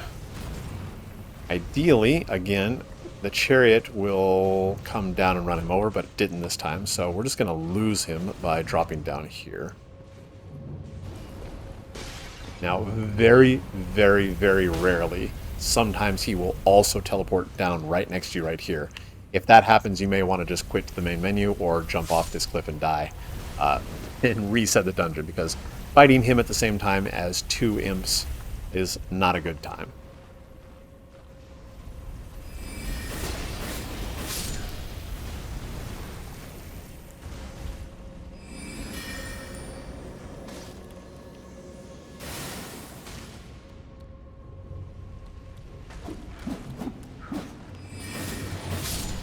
Okay, up ahead down this ramp there is another fire trap, so we're going to use the trick I showed you earlier with Margit Shackle. That will lower it down. Off to the right in this alcove there's an imp. You do not have to fight him, he's just there to attack you if you try to avoid the fire. But since we turned the trap off, we don't have to deal with it at all. There's one imp here, there is another directly above on the wall as soon as you go in. That piece of loot over there is just a lightning grease. You do not need it. It's not worth fighting 2 imps for. This is the actual difficult part of the dungeon, other than the boss. So, up there, and directly above, see if I can get him in screen, right there, those are both grafted scions. Those are the boss that you fought or ran away from at the very, very beginning, right after character creation. They're going to drop down from the ceiling and try to smash you. All we are going to do is grab the piece of loot, immediately turn around, and start dodging, because he's going to start swinging immediately. We're going to charge this guy, hopefully wait for an attack, and roll, and then jump off right here. If you miss the dodge roll, or if while rolling the boss pushes you off the side and you miss that ledge up ahead, you will die from the fall damage, so you'll just have to try another attempt. A little bit annoying, but as long as you get to grab the item, which is this, the Erdtree Favor Talisman, you don't actually have to mess with those guys at all. You can just go straight down here to this elevator and up to this platform.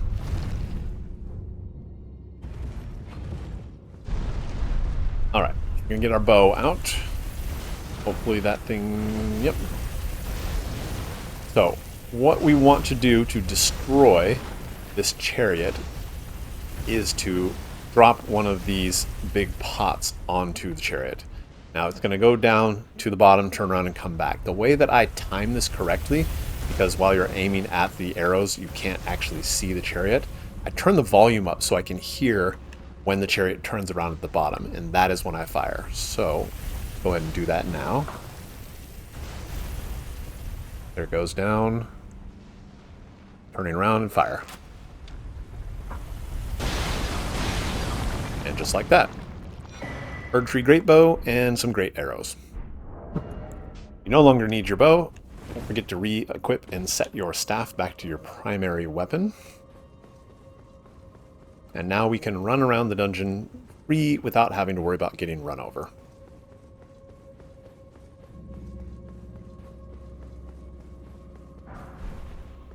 There are a couple more spirits up ahead. There is a... what do they call him? A banished knight spirit. He has a great sword and a large shield. Normally pretty difficult to fight. You can preempt most of his health bar with a bunch of magic glintblades.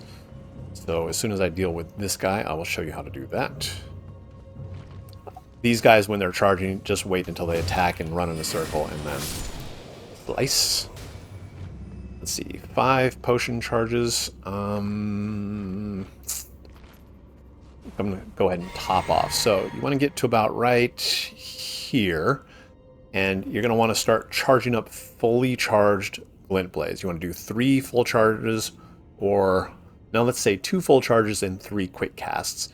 As soon as you finish the last quick cast, you want to rush in with Slicer and finish the job. So 1, 2, 1, 2, 3, and I screwed up the timing a little bit and ended up getting hit. But if you do that perfectly, I missed a couple of shots there, he shouldn't even get a swing off. So, alright. The loot is the Dragon Communion Seal and some Dragon Wound Grease. And then we can head down to the end of the boss fight.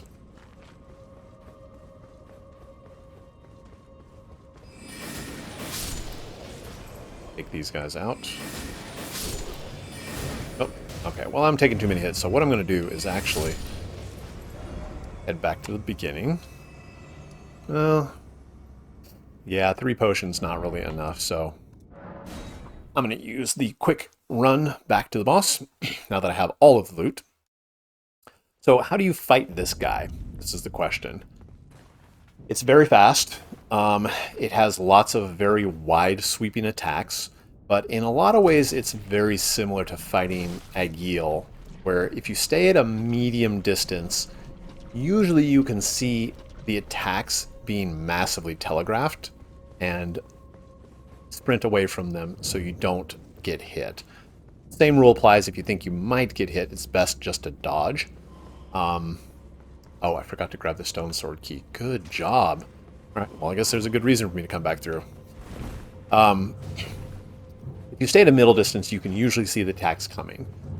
That being said, they are, while fairly simple, they are still a little difficult to dodge sometimes, simply because of the area and the timing of the attacks. It can be a little irritating sometimes to get them correctly timed.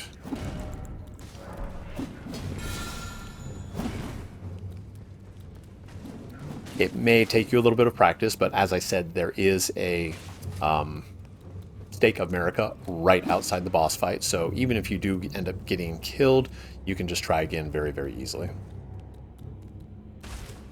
It does have a Phase 1 and a Phase 2, so at 50% hit points or thereabouts, it's a little squirrely, it will stop what it's doing and power up and then explode.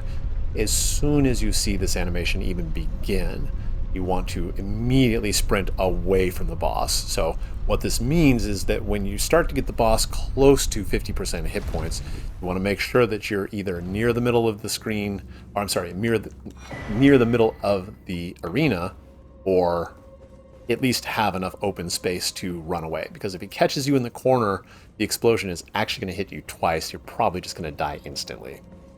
Carian Slicer and Glintblade both work equally as well.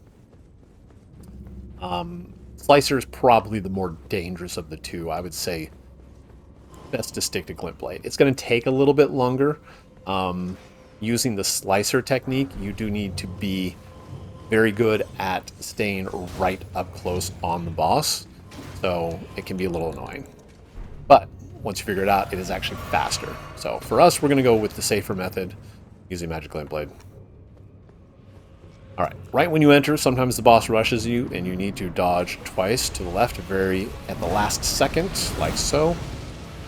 He does a grab attack. And the fire. The fire, you just want to stay right here on its right-hand side. So here's a big tail swipe. And that is most of his attacks. He does have a head slam right there. Perfect. Sometimes he follows up with the second one. Either a swipe sideways or a vertical smash downwards. The claws, usually he doesn't do unless you're too close. And again, you want to try to stay near the middle of the arena if you can at all possible. Phase 2 does not add any new attacks, he just is lit on fire. So, there's the second head slam, vertical. One, oh, he's going to do that. So, there are times after the claw swipe where your best move is actually to get close to the boss. And as you've seen, I've done that a couple of times now. Again, this is going to take some practice. You can use a spirit on this fight. Highly, highly recommended. Both to distract the boss and to give you some space to get off your moves. So, anyway, I'm going to focus on killing the boss and not being hit.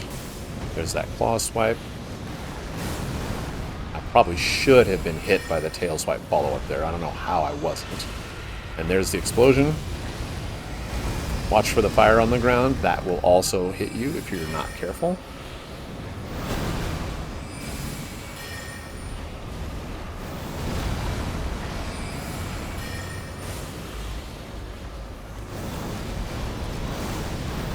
grab. And right after, I'm going to refill my potion.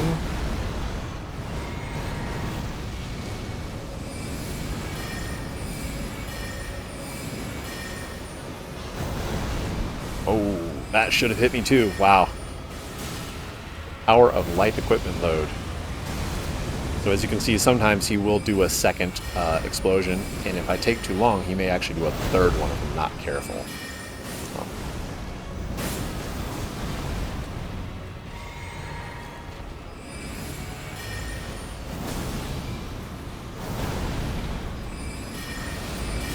There's the grab again.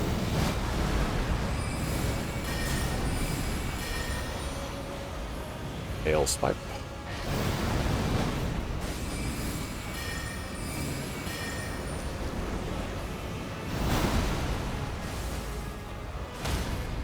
Oh, a stagger. Didn't think I could get one of those out of spells on this guy.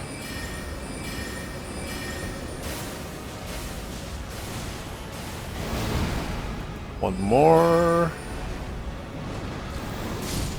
Nice. So, again, as I keep saying over and over again, these fights are going to take practice. Even as a melee build, it doesn't really matter. They're fairly complex, but hopefully, I mean, this is level 15. Hopefully you are level 20 or 25, possibly even higher. And of course, you can always leave this place and just come back later at level 40 or 50 or something. Absolutely worth killing, though. As you saw, I got not only a golden seed, but I got another spirit. That is, so Engvall we got from the gladiator fight. Very, very strong. This guy with both swords was the DPS machine that I mentioned earlier. Both excellent, excellent choices for spirits to upgrade. For tanking on this guy, I would say the jellyfish is a good choice. Maybe the skeletons because they get back up, but really at this point, there's not really much choice between. I would say just Engvall is your best option.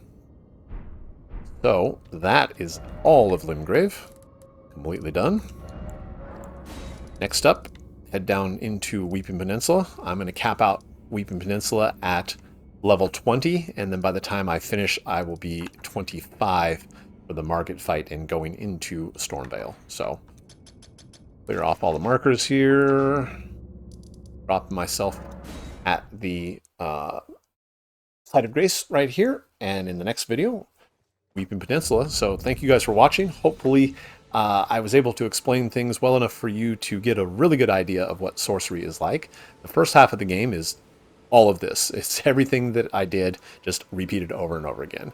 It's not until we get over here to Celia, Town of Sorcery, that the pace will start to change once I get Night comment. So, but we'll deal with that when we get there. And my name has been Cowdog. Any questions you have, comments, go ahead and leave those below, and I will do my best to answer them. I'll see you guys next time in Weeping Peninsula.